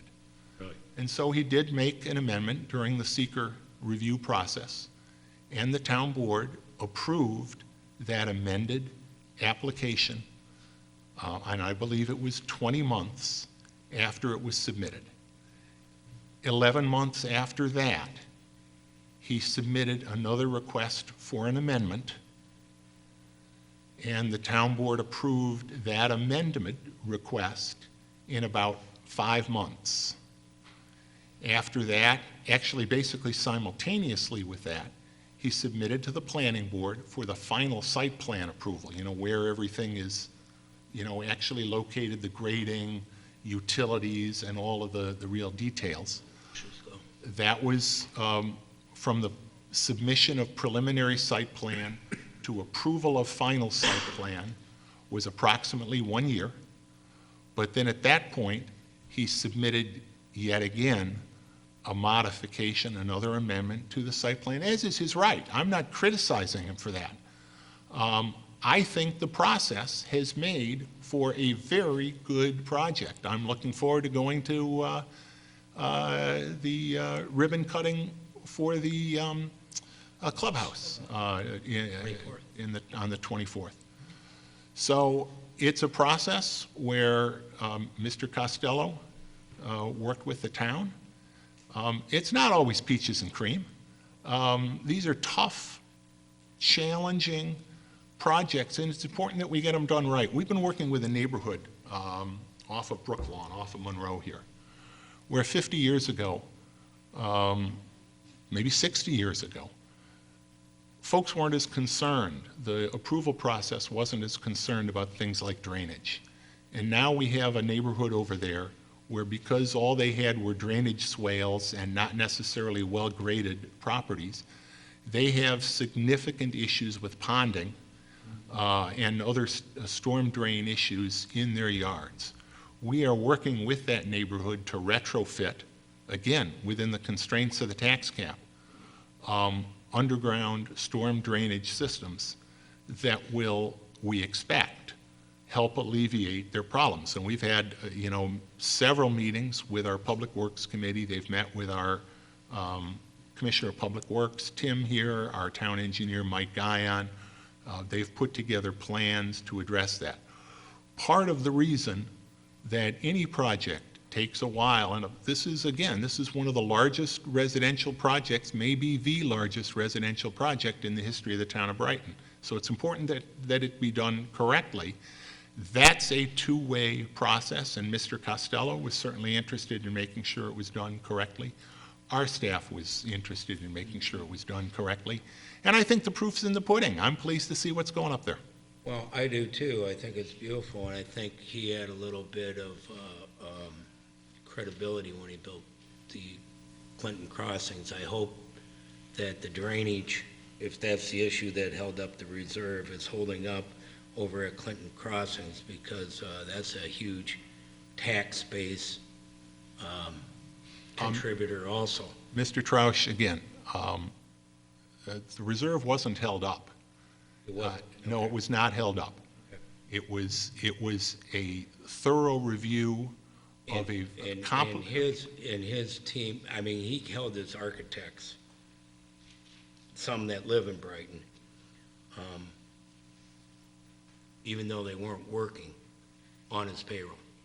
He also, I believe, wrote the incentive to the state of New York. I don't know if it went through or it had to be amended, because the state of New York has a budget, and then the approval process took so long from us that No. we had to go back through. So the first approval that his staff wrote for the improvements along the canal, the park, that carried right through? It was modified during the course of the proceeding, but again, I want to stress, and we've had a lot of discussion recently about incentive zoning. And by the way, this is the budget hearing, and I recognize that we're talking about tax base here, but we're also talking about history. But incentive zone, Mr. Troush, I'd like to finish answering. I've been very patient in allowing you to speak. Really? Yes, I have. Oh, I appreciate that. I really do. Excuse me for interrupting. Go ahead. Now, that incentive zoning process, as I mentioned, took about 20 months from start to approval by the town board. That includes a full seeker review process, and it was done with a lot of work. And Anthony Costello would come in today and acknowledge that his staff worked hard and our staff worked hard on that project. And as I said, it doesn't always go point A, point B, today, tomorrow, but all of the players involved worked diligently on that project, accommodated the different modifications over time, and the project is now well underway. If you're referring, he a number of years ago submitted another application, but that's a different project from this one. He's not being held up. In fact, the town board most recently, just earlier this year, Mr. Costello asked to have more condominium units going in. And I frankly was very concerned at the notion of more condominium units because of the fact that they don't help the tax base as much as the single-family homes that had been proposed by Mr. Costello for that land. But I also recognized, as did my colleagues on the town board, that those condominium units were selling. There was a clear demand for them. And so earlier this year, on what I believe was a third amendment just to the incentive zoning application, not counting the amendments to the site plan, the town board again approved a modification to what is known as the Brewerton neighborhood, part of that development, which will allow Mr. Costello to build about 15 more condominium units than the single-family homes that he would have built. We have worked with Mr. Costello, certainly since I've been supervisor in 2012, every step of the way to make sure that the interests of the town are protected, but also to make sure that this great project proceeds in a manner befitting the kind of development that I know Mr. Costello's known for and what the town of Brighton is known for. And I'm pleased to see that that's exactly what is happening today in that neighborhood. Yeah, well, my point, I just, talking to different folks, other projects in Brighton, it just seems like to build something that's going to contribute to the tax base, there seems to be an opposition at times. I believe that, if we could have done this project instead of 8 years in 5 years. No, again, Thank you for interrupting me. What I was trying to say was, if we could have done this project if he could have broke ground in 5 years instead of 8 years, we would have had tax income coming in. We wouldn't be borrowing $800,000 to this year. Maybe we were only borrowing $300,000. Who knows? And that's what my point is the fact that I think it's something we should look forward to. We only have, I know when we bought the parkland, when it was overwhelmingly approved on the second vote, I believe. No, there was only one vote. There was only one vote? There was a vote maybe 20 years ago, but there was only one vote, and it did pass 4-1. I'm bad. 20 years ago. Well, when was the parkland vote taken? The parkland vote was taken, I believe, in 2000, help me, somebody, 4? 2004.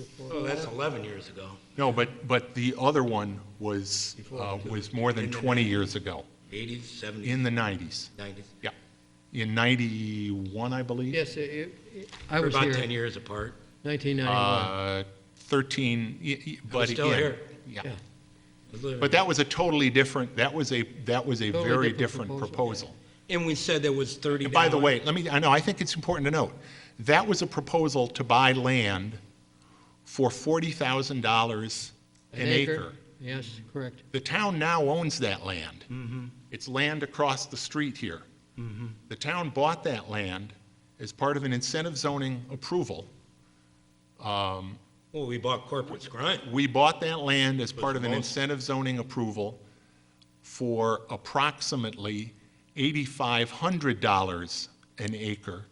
And as part of that approval, we got a taxable project on 9 acres of that land on Westfall Road. Saw that. What I would say is that with that project, we bought beautiful land, we built up the tax base, and we used incentive zoning exactly the way it's intended to be used. But with the bond issue, we bought corporate Scranton, unless I'm mistaken, didn't we? Which is, I mean, I think is the beauty of Brighton. It is. Yeah. I mean, it was a well-done deal. It really was. We are in the public hearing. You and bet. I do you gotta have go any- anyway. Any other? I got more medicine to take. Okay. I appreciate your time. Absolutely, thank you. And again, your email is in the record of this public hearing. I greatly appreciate it. And my response this afternoon. I didn't catch it, I'm sorry. That's fine. If Have any questions? Supervisor, if you're interested in those fiscal stress numbers, I've had time to go to the Oh, office thanks. of the state comptroller and pull those up. Actually, Brighton, so the way this fiscal stress rating from the comptroller's office works, the higher your percentage number, the more stress you're in. The comptroller's office says that when a community reaches about 45%, that's when that fiscal stress first starts. Your lowest level of fiscal That's stress. the lowest level where they find that there is some stress. So Brighton's number for each of the last 3 years, you asked us to compare it to Pittsford, has been actually lower than Pittsford's each of the last 3 years. Most recently, 11.3% compared to Pittsford's, also very excellent, 12.9%. Are we heading down? Yeah, well, I don't know. I mean, they don't. We've been pretty they have- stable. I think we're up a little bit this year. Well, I think Yeah. Bill Smith was, beating his chest because from 12 to 14 or whatever, he said we're going down, but if Well, we're at they did go down. They were all the way up at 19. Yeah, they were all the way up at 19 at one point. But still, that's a finding of no fiscal stress by the comptroller. And the Okay, other gentlemen, please. We have a stenographer here that's trying valiantly to keep a record of this public hearing. This is a public hearing on the budget. We do have the information out on the stress test. Thanks, Ken, for having that. Thank you, Yeah, Mr. the Troush. only other statistic I wanted to put out there was your point about the revenues compared to debt service. So Brighton's number on that, 2.9% is the comparison of debt service to revenue. Pittsford's number, 5.2%. So Thank you. almost twice what ours is, actually. Thank you. Is there anyone else that would like to address the town board on the 2016 tentative budget? Yes, sir, come on up. So as was mentioned earlier during the presentation, If you don't mind, can you please state your name and your Oh, address? I'm okay, sorry. Sure. Sorry, I forgot. My name is Shmuel Stern. Can you spell that, please? Shmuel Stern. Thank you, Shmuel. I live at 235 Maywood Drive. And as was mentioned earlier during the presentation itself, Brighton is continuing its great efforts to keep the roads well paved. And I believe that by comparison, we do a great job of that. However, There's always a but. I definitely, whenever we go out, there's always some patch of road that's not properly paved. And I'm currently studying auto mechanics, so I know that unpaved roads can cause all sorts of issues that cost substantially more money than would be the amount that it costs to pay taxes to have the road paved. So that I'd like to urge the board to consider that when making any adjustments to the budget. Thank you, Shmuel. And what I will do, just so I can address that, but I'm going to wait until after the hearing is over to talk real briefly about, because we're not going to take action on the budget tonight. We do have a second public hearing on the budget at our next meeting on the 28th. But let me ask, is there anyone else that would like to address the town board at this time on the 2016 tentative town budget? Then I hereby declare this public hearing closed, and we will continue with a second public hearing on the 28th. But I do want to, because Shmuel makes a good point about paving and how important it is. On our town streets, mostly the neighborhood streets, are the streets that the town highway department is responsible for. We have a 30-year cycle, approximately a 30-year cycle, and as Andrew mentioned during his budget presentation, we are trying very hard not to just cut back on infrastructure even in tight financial times, because we know it's important. Therefore, this 30-year cycle, every approximately 10 years, we use what is called chip seal. We've used other techniques in the past. They don't work as well as chip seal. Tim could talk even longer than I can about chip sealing. But that's the process where we lay the oil and then put the stones over it. They're rolled with the heavy-duty roller and then swept with our sweeper. And after a week, 10 days, 2 weeks of traffic over it, the stones have all worked their way into the oil. And that sealing is good for about 10 years. And we go through a cycle through the community. We'll do our normal process is to do that twice. And then the third time, the 30 years of the cycle, is when we would normally do the full repaving. So that's what we believe to be the most cost-efficient and still very high maintenance way to keep our roads in good shape in Brighton. And thank you for noticing.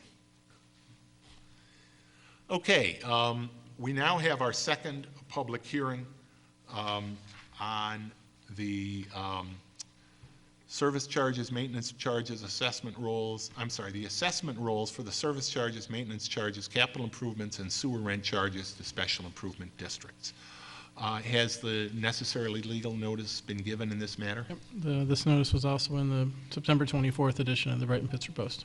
And it was also based on an opinion of the Court of Appeals a number of years ago, advertised and mailed to all property owners in the town of Brighton in our quarterly newsletter, which we do to comply with the decision of the Court of Appeals that publishing in a newspaper for assessment rolls for district charges is not sufficient legal notice, even though state law says it's sufficient legal notice. So we've done that as well.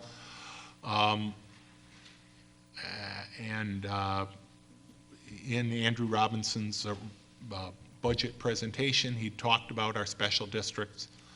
That's what we're talking about here, as well as other related charges. So I will now declare this public hearing on the proposed 2016 assessment rolls to be open. And is there anyone that would like to address the town board on this public hearing? Again, we will have a second public hearing on this matter at our October 28th meeting, and I anticipate at that time that the town board will act to take action on a budget, whether it's the same budget as we have now or whether it's amended based on comments from you or other insights from the board.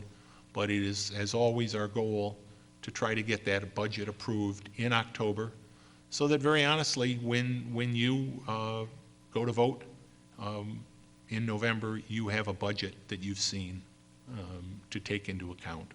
We don't want to hide our fiscal activity here in the town. So with that, if there is no one that would like to address this second public hearing on the assessment rules, then I declare that public hearing to be closed. We'll now move to bids.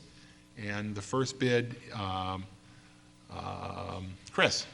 Bill, this is to seek approval to solicit proposals to provide professional services to update and prepare cultural resource surveys for the purpose of landmark designation. I move that we adopt the resolution as prepared by the attorney for the town. Second. These are services that are required by our Historic Preservation Commission and our historian to maintain adequate information to consider designation of landmark properties. Ken, as counsel to the commission, or Suzanne, either one of you have any? The commission regularly reviews what money it has available, what surveys have been completed. I think there's some interest on the commission to survey a few more properties that are worthy of designation, or at least that are anticipated to be worthy of designation, and it provides a fuller and better public record when a completed survey is done prior to the board taking up those issues. Thanks. Any further comment? We have a motion and a second. Dan, please call the roll. Councilmember Vogel? Aye. Councilmember DePonzio? Aye. Councilmember Werner? Aye. Supervisor Maley? Aye. Second on bids, Jim. Second item is to approve a proposal for providing roof replacement and construction services for the office and break room areas with the Operations Center at Town Hall. I move in the resolution as prepared by the attorney to the town. Second. Any discussion? Dan, please call the roll. Councilmember Vogel? Aye. Councilmember DePonzio? Aye. Councilmember Werner? Aye. Supervisor Maley? Aye. Next, communications. We have one communication, and it is a letter from Alan Warub, who lives on Penn Arrow Road. Alan wrote, as he has before, to compliment our town highway department and their prompt action to repair some potholes that had developed based on some weather conditions. And he notes that, Tim, your highway crews were out in 24 hours to fix those roads. So to our gentleman earlier, we are working very hard to try to keep our roads in top shape. Alan, thank you for your communication to us. Can I have a motion to, we did have a motion to receive and file the, nope, not yet. No, we didn't. I was No, going to say, no. I don't see one here. Can I have a motion, please? So moved. Second. Please call the roll. Councilmember Vogel? Aye. Councilmember DePonzio? Aye. Councilmember Werner? Aye. Supervisor Maley? Aye. Committee reports, Parks and Recreation Committee. Louise is not here. Jim, I don't know whether you have the report or if we should just I hold it do until not next have week. that report with me, I'm sorry. Louise, Yeah. not feeling well at the end of Yeah. the day. She was actually in the office this morning for a meeting, so, okay, we'll get that one next month. Chris, Finance and Administrative Services. Finance and Administrative Services met last Tuesday, October 6th. All the matters discussed are on tonight's agenda, so I won't mention them individually other than in context of our meeting. The next meeting will be Tuesday, October 20th, beginning at 3:30 p.m. in the Stage Conference Room, and you're always welcome to come to those Finance Committee meetings. Virtually everything the town does goes through the Finance Committee. It's a good place to learn about town services and expenses. Thanks, Chris. Jason, Public Safety. Yes, Public Safety Committee met yesterday morning, and actually we had a good meeting with a lot of public input. First, we continued our communications with the residents over on Bonnie Bray Avenue. The police department had collected some data using what's called officer stealth. which is a covert data collection device that's put on a street in order to collect traffic data. So that was shared with the residents, and there's going to be further data collection going on in the upcoming month. And there was actually very good communications going back and forth between what can be done over there in order to calm traffic, as well as other questions that the residents had. So that's going to be a continuing communication going forward. So, But I think we've got some ideas on some things that might work. We actually started an enforcement phase yesterday afternoon. The second part of the data that I did not bring gave us an indicator when to put the patrols in there to direct the resources, and we did that. It's the visibility stage right now. There were no violations yesterday. Okay. So, yes, and we did discuss some potential resolutions that the residents were receptive towards, but we want to make sure we do it right. So there'll be further data collection and further communications going forward. We also had a gentleman come in and discuss his concerns about Westfall Road. He had just moved in actually within the past year and was discussing how the challenges presented, that there are certain sections with no sidewalks, and that there are school kids that are walking over to Winton Road to go to school, crossing over perhaps to Brooklawn Road to cut over into the high school and to the middle school area. So that was also good. It was good to see a new resident actually seeking out the public participation committee that takes place and expressing his concerns.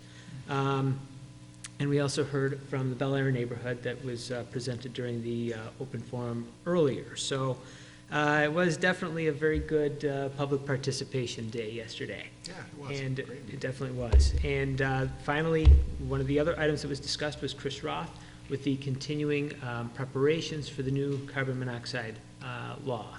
So there was some training sessions that was held for actually all professionals throughout the county, similar to Chris Roth, over at the Laurelton Fire District, or the Laurelton Firehouse, and continuing the community outreach in order to continue to educate business owners and commercial property owners, because it's not going to be as simple as just going to the Home Depot and buying your carbon monoxide detector and plugging it into an outlet in your house. Because every commercial property is different based upon the age of the construction, the type of construction. Type of use. All of those different factors that will need to be considered in order to comply with the new law. There's further training sessions that are coming up that are scheduled for November. And that's actually going to be held at one of the alarm companies over off of Brighton Henrietta Town Line Road, and continuing that outreach to the business community. So our next meeting will be on Tuesday, November 10th. We meet at 8 o'clock in the morning in the lower level community meeting room, and the public is invited to attend.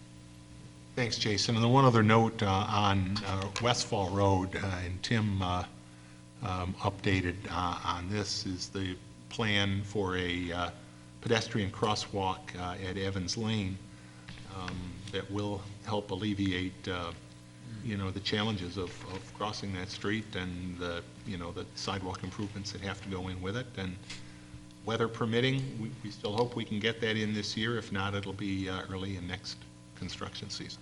Thanks, Jim. And Jim, Public Works. Yeah, Public Works Committee met last week, a week ago yesterday, and at the time we had several items that were discussed at length. One of those was mentioned earlier about the drainage and sanitary drainage problems they were having in the Rollins area off of Brooklawn. The committee discussed this with the residents and attendants regarding their concerns, and our Public Works Department has prepared draft plans and cost estimates in anticipation of meeting later this month and next month with the property owners, so we can move this thing towards a resolution to that problem that you had mentioned earlier in your points. The second item was comprehensive plan update. The committee, the Comprehensive Development Plan Committee, will be hosting the Envision Brighton Planning for a Sustainable Future open house on Thursday, October 29th. This is the point you were making with Tim Tross, that's going to be held right here at Town Hall. And the residents are invited to come in and review the work that's been done to date on that committee. And again, the comprehensive development plan is something we like to try to do at least every 10 to 11 or 12 years and ensure that we are planning for the future. and that we just don't let anything happen in a ill manner. So this is a good way to look at what the town sees and the committee sees for the future of our town of Brighton. And Tim, you want to add any comments to that in terms of time and so on? I will, Jim, and that's a good point because there will be two sessions actually that take place, 4:30 to 6 p.m. and 7 to 8:30 p.m. And they'll be broken up. There'll be a portion up here in the auditorium and then a portion downstairs in the lower level meeting room where people can come in, look at what's been done, interact with the committee and staff, and then give ideas that they may want to add to what they've already seen. So it should be a very good meeting. Interactive again, not quite, I wouldn't say quite the open house style, but it certainly will be something that people can come in and see what's being done to date. I think they'll be pretty impressed. And they can also submit their comments for continuation of the work of the committee. Correct. Yeah. And in fact, the ability to submit comments is already there. The envisionbrighton.com website is up, and a lot of material is there, and I've already begun to receive some comments. .org. Envisionbrighton.org. Thank you, Tim. Right. And the last item that was discussed last week at our Public Works Committee was the Brickyard Trail project that is going on. The bids were open for the project and recommended to the Finance and Administrative Services Committee, which Chris chairs, to be awarded at your meeting you mentioned. And we're going to be taking action on those tonight. All right. So our next committee meeting will be Tuesday, November 3rd, Election Day, at 9 a.m. here in the lower level community meeting room. And as was mentioned before, all of these committees are in fact open to the public, and we encourage you to attend. We get good participation at the Public Works Committee meeting. Really It's very helpful. Yeah. Thank you, Jim. Sure. Next, new business. Chris, reading and approval of claims. Bill, tonight I reviewed claims totaling $1,164,596.78. Those that caught my eye of significance, two large ones were the payoff of the bond anticipation notes for a town truck, the alarm system, a roof, and an HVA system for some $682,000. That's been recast again. Is that correct, Suzanne? Bonds, yes. I'll On be a closing 10 next week. Okay, and that's now going to be Terming them out, yep. We're terming them out on a 10-year note, I believe, and the Correct. rate was Yeah, it's a It's a, series of yes. maturities up to 10 years. up to 10 years. I believe 1.8% is the rate. Is that correct? About, yeah, I think it is 1.8. It's average because it changes. Right. That's throughout still the a years. really super rate. Also, $50,000 to pay off an ambulance bond and some software equipment as well. The library, another $15,000 in books and AV equipment and so forth. Also, $88,000 for our insurance premiums to the Paris Kerwin Agency.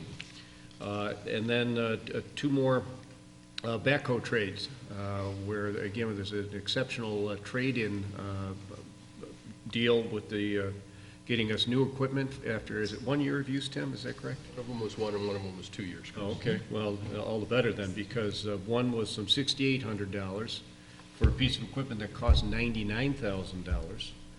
We got 1 year of use for that for $6,800 net after our trade-in cost, or trade-in credit. The other one for 2 years of use, $15,000, so even less, on a $111,000 piece of equipment. So that's a remarkable program, and you're taking great advantage of it, Tim. And then lastly, the first I'd noticed this one was a circulating museum pass over at the library. By looking at these claims, I start to realize the sorts of programs we have ongoing, and the library has a museum pass that's good for the Memorial Art Gallery, the Eastman House, Genesee Country Museum, and Jiva as well. You can go over with your library card, pick up the pass, and take it over to these various museums and such, and cultural resources, and get a special deal. So I told Jennifer she better stand by because I'm going to mention it, and maybe there'll be a surge on it. But They're limited pass, VIP pass, but that is a $360 expense. I find that the claims are reviewed to be in order, and I move that they be approved for payment. Second. Discussion? Please call the roll. Councilmember Vogel? Aye. Councilmember DePonzio? Aye. Councilmember Werner? Aye. Supervisor Mealy? Aye. And Chris, why don't you do the next one? Let's see. Excuse me, let me turn my page here. The next one is to authorize the supervisor to execute an addendum to the agreement with Midland Appraisal Associates to expand current services to include a court-ready appraisal, documents, and materials for properties at 717 and 797 East Henrietta Road. I move that we adopt the resolution as prepared by the attorney for the town. Second. And Bill, this is to give council the tools necessary to move forward on this request for reduction on assessed value, which we're trying to settle it, but we need to be ready to go when the time comes. Right. Further discussion? Dan, please call the roll. Councilmember Vogel? Aye. Councilmember DePonzio? Aye. Councilmember Werner? Aye. Supervisor Mealy? Aye. Jim?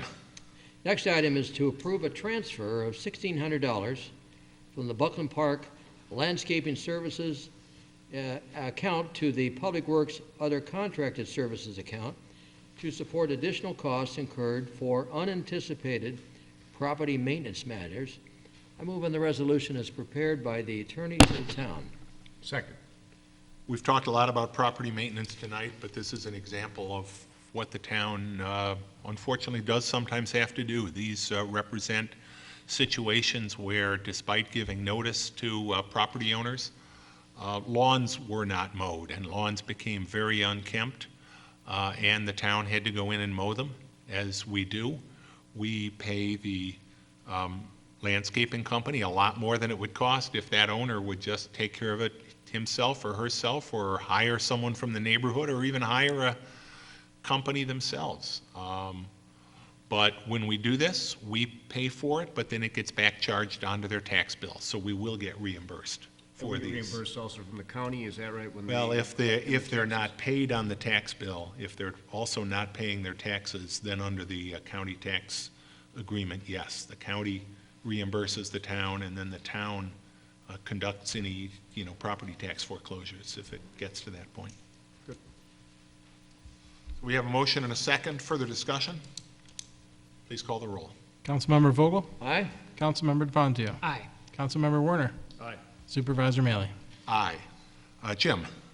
Next item is to appoint Joshua Marvid to a 2-year term as a student member of the Parks and Recreation Community Services Advisory Board. And it's effective immediately through September 30th of next year, or 2017, excuse me. I move in the resolution as prepared by the attorney to the town. Second. This is part of our program to have Brighton, or actually any students, they're not necessarily Brighton High School students, but high school students on our Parks and Recreation Community Services Advisory Board, and Joshua, who's a junior this year, will serve a 2-year term. Discussion? Please call the roll. Councilmember Vogel? Aye. Councilmember DePonzio? Aye. Councilmember Werner? Aye. Supervisor Mealy? Aye. Jason? Yes, the next matter, it seeks approval to amend the agreement with Chatfield Engineers PC to include construction observation services for the Brewerton neighborhood to be fully reimbursed to the town by the developer of the Reserve subdivision. I move we adopt the resolution as prepared by the attorney to the town. Second. Again, we discussed a minute ago the fact that the town board had recently approved a modification to allow the Brewerton neighborhood to be reconfigured by Anthony Costello. It was originally planned to be single-family homes. He requested that the town approve an amendment to the incentive zoning approval that had previously been amended twice. At Mr. Costello's request for this third approval, the town board did so, and now this will enable us to properly inspect that construction under our ongoing agreement with the Costello organization for construction inspection. So, Tim, anything further on that? That all good? Tough when you have to share a microphone. Supervisor, this is, obviously noted that it is paid for by the developer.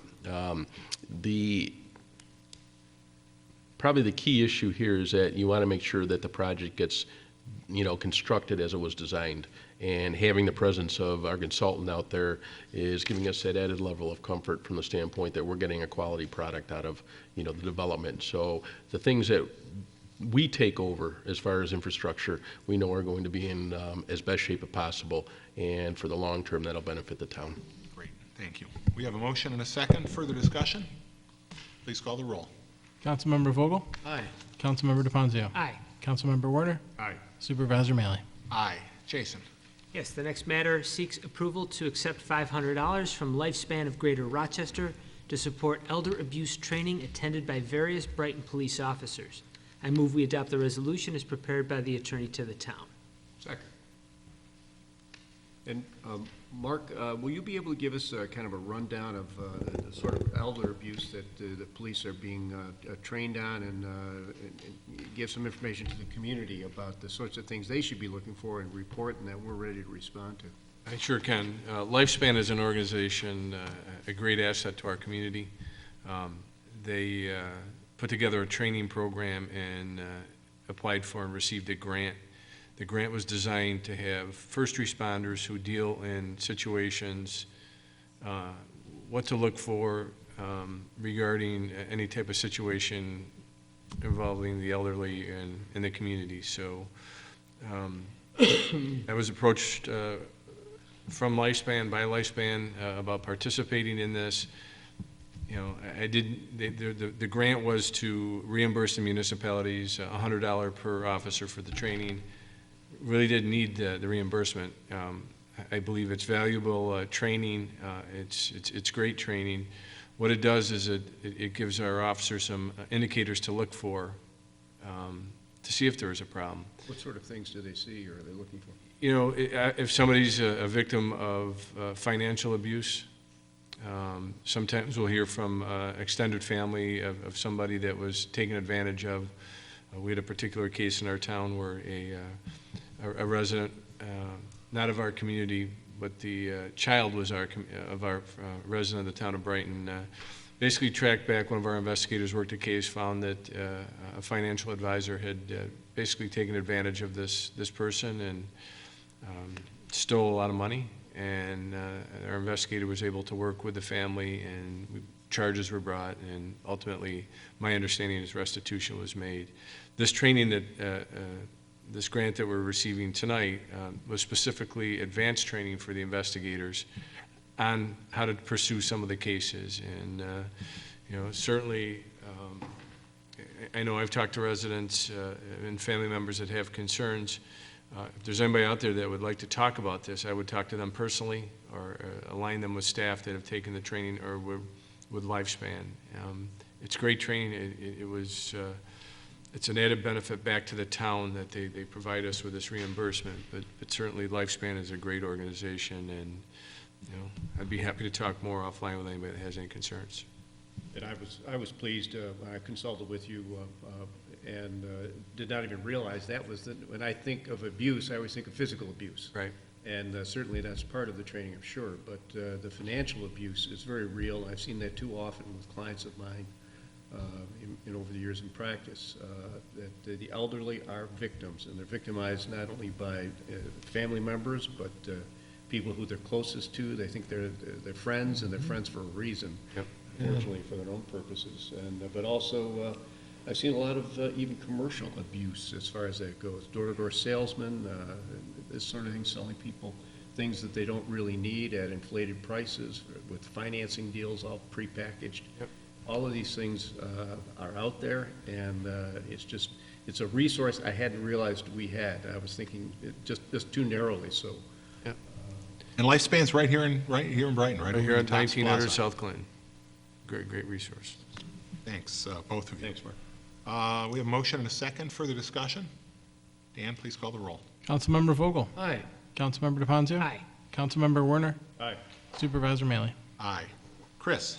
Next item, Bill, is to seek approval to make application to a 2015-16 Justice Court Assistance Program, or JCAP grant, to support the purchase, installation, and associated training for 3 court surveillance cameras.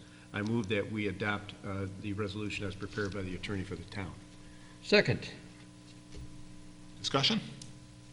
This is, again, simply the opportunity to seek these funds to support the purchase of the cameras to improve security in the court. Court custody and parking areas for judges and staff. And I guess it integrates with the police department surveillance as well. Yes, it does. Further discussion? If not, please call the roll. Councilmember Vogel? Aye. Councilmember DePonzio? Aye. Councilmember Werner? Aye. Supervisor Malley? Aye. Jim, I'll let you do both of these All highway right, next department item is to approve a particular employee to a position of skilled labor at the Highway Department effective October 19th of this year to support a recent vacancy created due to a retirement. I move on the resolution as prepared by the attorney to the town. And that employee is Carol Lovelace, and we're pleased to have the opportunity to give him the promotion. Discussion? I know, Tim, this is something you support. First, we need a second. We do need a second. Yes, we do. Before Second. discussion. Second, there you go. And discussion. And again, Tim, this is at your recommendation, and we're pleased to carry it out. Thanks, Bill. We are, Carol, more commonly known as Chuck, is a hard worker, and he is a very good fit for this promotion. After Kathy Markert retired earlier this year, and you recall that our Jerry Peterson, our arborist that we had a few years prior to that, now we needed to get somebody slotted in there that takes care of our trees and things of that nature. He's very talented, qualified to do this, and he's a very good fit. Good. Those are when you mention Kathy Markert and Jerry Peterson, those are two people that really big shoes in your department. So it is a very important position to fill. They were both outstanding employees, and I'm sure Chuck will do well as well. Motion and a second. Further discussion? Please call the roll. Councilmember Vogel? Aye. Councilmember DePonzio? Aye. Councilmember Werner? Aye. Supervisor Malley? Aye. Next item is to approve a promotion of this is Joe Wesley to the position of Senior Motor Equipment Operator at the Highway Department effective October 19th, 2015 to support a recent vacancy due to a retirement. I move on the resolution. Move on the resolution as prepared by the attorney to the town. Now. Second. Good. First I jumped the gun, now you jumped the gun, but we got it done. Motion and a second, again, at Tim's recommendation. Anything? Bill, just another very qualified person over at the Highway Department. Joe's very good with the equipment, very conscientious, well-deserved for this, this assignment. And again, it's backfilling because of retirements that have happened over the past year or so as we backfill these positions. Great, thank you. Please call the roll, Dan. Councilmember Vogel? Aye. Councilmember DePonzio? Aye. Councilmember Werner? Aye. Supervisor Malley? Aye. Jason. Yes, next matter seeks to authorize the supervisor to execute an agreement extension with the Jewish Community Center to support additional usage of the Brighton High School pool through October 31, 2015, with an option to further extend through December 31, 2015. I move we adopt the resolution as prepared by the attorney to the town. Second. I do see a member of the audience who is indicating her support for this, but this is an agreement that the town has had with the JCC during their period of construction at the JCC on Edgewood Avenue. And this will extend that agreement. Construction is taking a little longer than they had hoped, so members at the JCC are swimming at the Brighton pool. The JCC is reimbursing the town for that, and I've talked to Becky Cotter, and she's very pleased with the way the program is working, so we're happy to continue it out for at least 1 month and perhaps through the end of the year. And I understand we're even a little ahead of the game. We are. We've generated some revenue from it. Yep, net of expenses. But we're glad to support that exercise at the pool. Further discussion? Please call the roll. Councilmember Vogel? Aye. Councilmember DePonzio? Aye. Councilmember Werner? Aye. Supervisor Maley? Aye. Have to give this road race one to my runner, to the yes. runner to my right, Jason. All right, well, I'll happily make the motion seeking approval to accept donations totaling $1,040 from various local businesses to support the 2015 Fun Fit 5K race. I move we adopt the resolution as prepared by the attorney to the town. Second. Thank you to all the businesses that supported this event and all of the other activities of the town. We really appreciate it. In fact, we could, Jason, why don't you run through the... Sure. It looks like we received donations from Gary Godden, from LDL Pools, and from Summit Federal Credit Union. Thank you all. We have a motion and a second. Dan, please call the roll. Councilmember Vogel? Aye. Councilmember DePonzio? Aye. Councilmember Werner? Aye. Supervisor Maley? Aye. Chris? Bill, the next item is to seek authorization for the supervisor to execute an amended agreement with the City of Rochester concerning all easements associated with the Highland Park or Canalway Trail. I move that we adopt the resolution prepared by the attorney for the town. Second. Discussion? This again relates to the Highland Crossing Trail that we've been discussing and expect to have construction underway fairly shortly. I understand the change is essentially that the City of Rochester, I believe, is going to be taking the easements directly. Directly instead rather of than through us as an agent. as Yeah. an agent, so Yeah. it's Yeah. Very procedural. Sequencing. Yep. Dan, please call the roll. Councilmember Vogel? Aye. Councilmember DePonzio? Aye. Councilmember Werner? Aye. Supervisor Maley? Aye. Jim? Next item is to authorize the supervisor to execute a County of Monroe Community Development Block Grant Renewal Agreement for the 2015 sidewalk projects on Crittenden Road. I move in the resolution as prepared by the attorney to the town. Second. Jim, if you can give a little background on this. As with all of our CDBG grant projects, there's an agreement that we have to execute with the county, and it's just really an administrative step, which this is. We have the approval for the money and the projects themselves at this point, so really it's just for Bill to execute the agreement so we can, get reimbursed. Thank you. Further discussion? That sidewalk is very much needed. We can see by the path along Crittenden there that plenty of people are using it already, even though there's no pavement. But it is frustrating, though, that we're not able to take it all the way out to the to Henrietta Road because of the need to put in handicap access and rehab that whole intersection, which is just a much greater expense than we have money available. We'd love to do that, just wish we had the money for it. Yep. These are grant programs. We can only, spend what we have the grant money for. So maybe next time. Motion and a second. Further comments? Dan, please call the roll. Councilmember Vogel? Aye. Councilmember DePonzio? Aye. Councilmember Werner? Aye. Supervisor Maley? Aye. Chris? Next item, Bill, is to authorize the supervisor to execute a renewal agreement with Penflex INC for third-party administrative services for the West Brighton Fire Protection District Service Awards Program. I move that we adopt the resolution as prepared by the attorney for the town. Second. Discussion? Please call the roll. Councilmember Vogel? Aye. Councilmember DePonzio? Aye. Councilmember Werner? Aye. Supervisor Maley? Aye. Jim? Next item is to authorize a budget appropriations into the Trail Development and Parks Capital Project budget to support the funding of the Brickyard Trail Project. I move in the resolution as prepared by the attorney to the town. Second. Please call the roll. Councilmember Vogel? Aye. Councilmember DePonzio? Aye. Councilmember Werner? Aye. Supervisor Maley? Aye. And the related matter, Jim? Next is to approve an award bid to the DeFlore Construction for construction services of the Brickyard Trail. I move in the resolution as prepared by the attorney to the town. Second.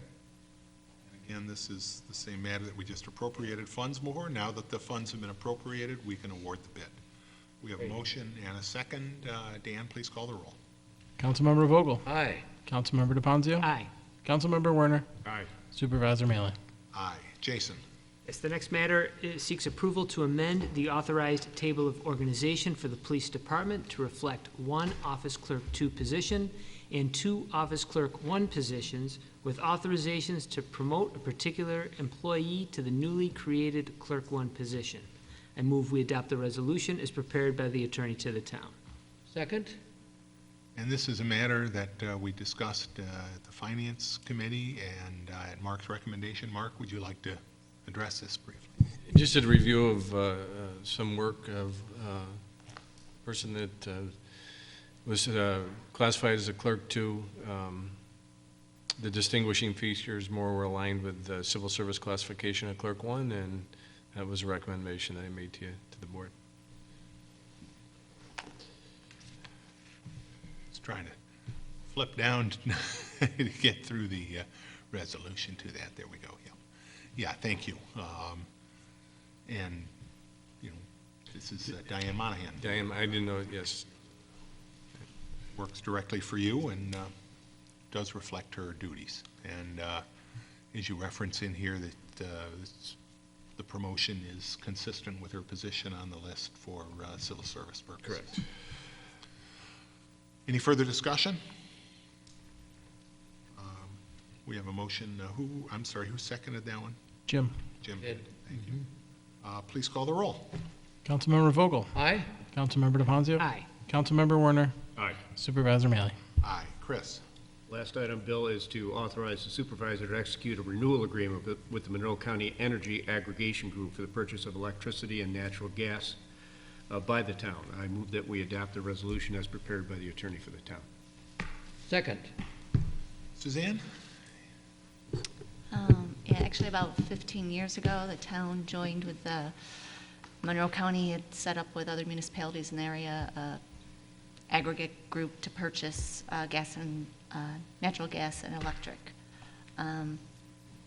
together, and we found that we've been saving a lot of money, not only just here for facilities here at the town hall, but also our special districts, our street lights, the town-wide street lights, the special district street lights, and the agreement expired a couple weeks ago, and this is just a renewal of that agreement with the county.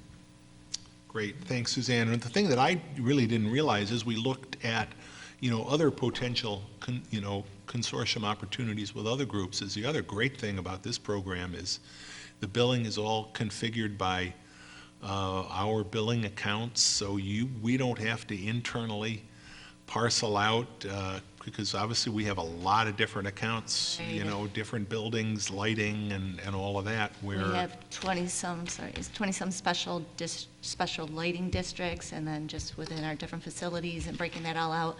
So the group that administers this, the Fluent Group, they provide a lot of administrative support, and then they'll do budget projections for us too that we used to do on our own, try to research how much we thought the gas and electric were going to go up each year, but they provide all those projections for us and break it down to each one of those specific areas as we break our budget down to also. So it's very helpful. at a cost that is much less than paying retail. Correct. Another great example of intermunicipal. It really is. Yeah. We all benefit from. Absolutely. Okay, we have a motion and a second. Further discussion? Dan, please call the roll. Councilmember Vogel? Aye. Councilmember DePonzio? Aye. Councilmember Werner? Aye. Supervisor Mealy? Aye. Matters of the supervisor, I've talked about a bunch of things tonight. I'm glad you mentioned the open house for the comp plan on the 29th. Again, 2 sessions, one at 4:30 in the afternoon, one at 7 o'clock. Tomorrow's one of my favorite days of the year, and I wouldn't be right if I didn't mention tomorrow is Brighton Rotary Pancake Day. And it's an opportunity to come and eat and the supervisor and a whole bunch of other Rotarians wearing aprons and serving pancakes and coffee and having a great time doing it, all to support some good causes. So tomorrow at the 12 Corners Presbyterian Church, Rotary Pancake Day, breakfast 7 to 8:30, lunch 11:30 to 1, and dinner 4:45 to 7 p.m. Those times, by the time I get there, they want to serve me lunch. Well, lunch looks a lot like breakfast at Rotary Pancake Day. And so does dinner. The one thing I will say, there's no Mrs. Butterworths in the house. It's real maple syrup. Real on maple those syrup. pancakes. So I can get there by what time to have breakfast? 8:30? 8:30 is the end of breakfast. 7 to 8:30. 7 to 8:30.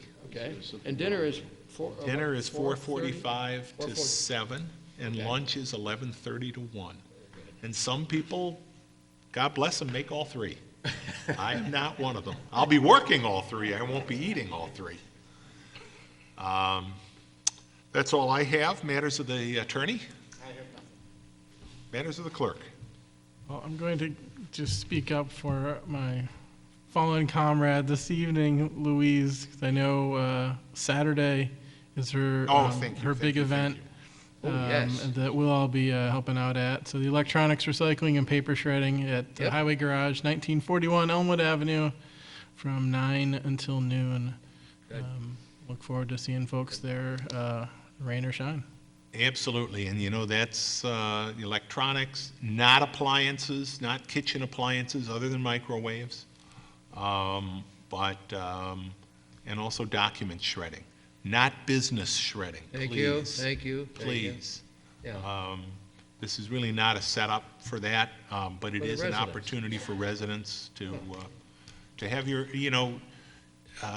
tax records, medical records, the documents that you want to make sure are securely disposed of, they are shredded on site. We're glad to provide that service, and yes, Luis Novros spearheaded that program maybe 7, 8 years ago now, and it's going strong. Absolutely. That's another project that those police explorers will be helping us with. Yep. Oh, Thank you, Dan. Matters of the board. I have nothing further. Just thanks to our cable TV production crew for sending another meeting out. Can I have a motion to go into executive session to discuss the employment of a particular person? so moved. Second. Please call the roll. Councilmember Vogel? Aye. Councilmember DeFanzio? Aye. Councilmember Werner? Aye. Supervisor Mealy? Aye. This will be a brief meeting, and we will not be coming back into open session, so thank you all for being here.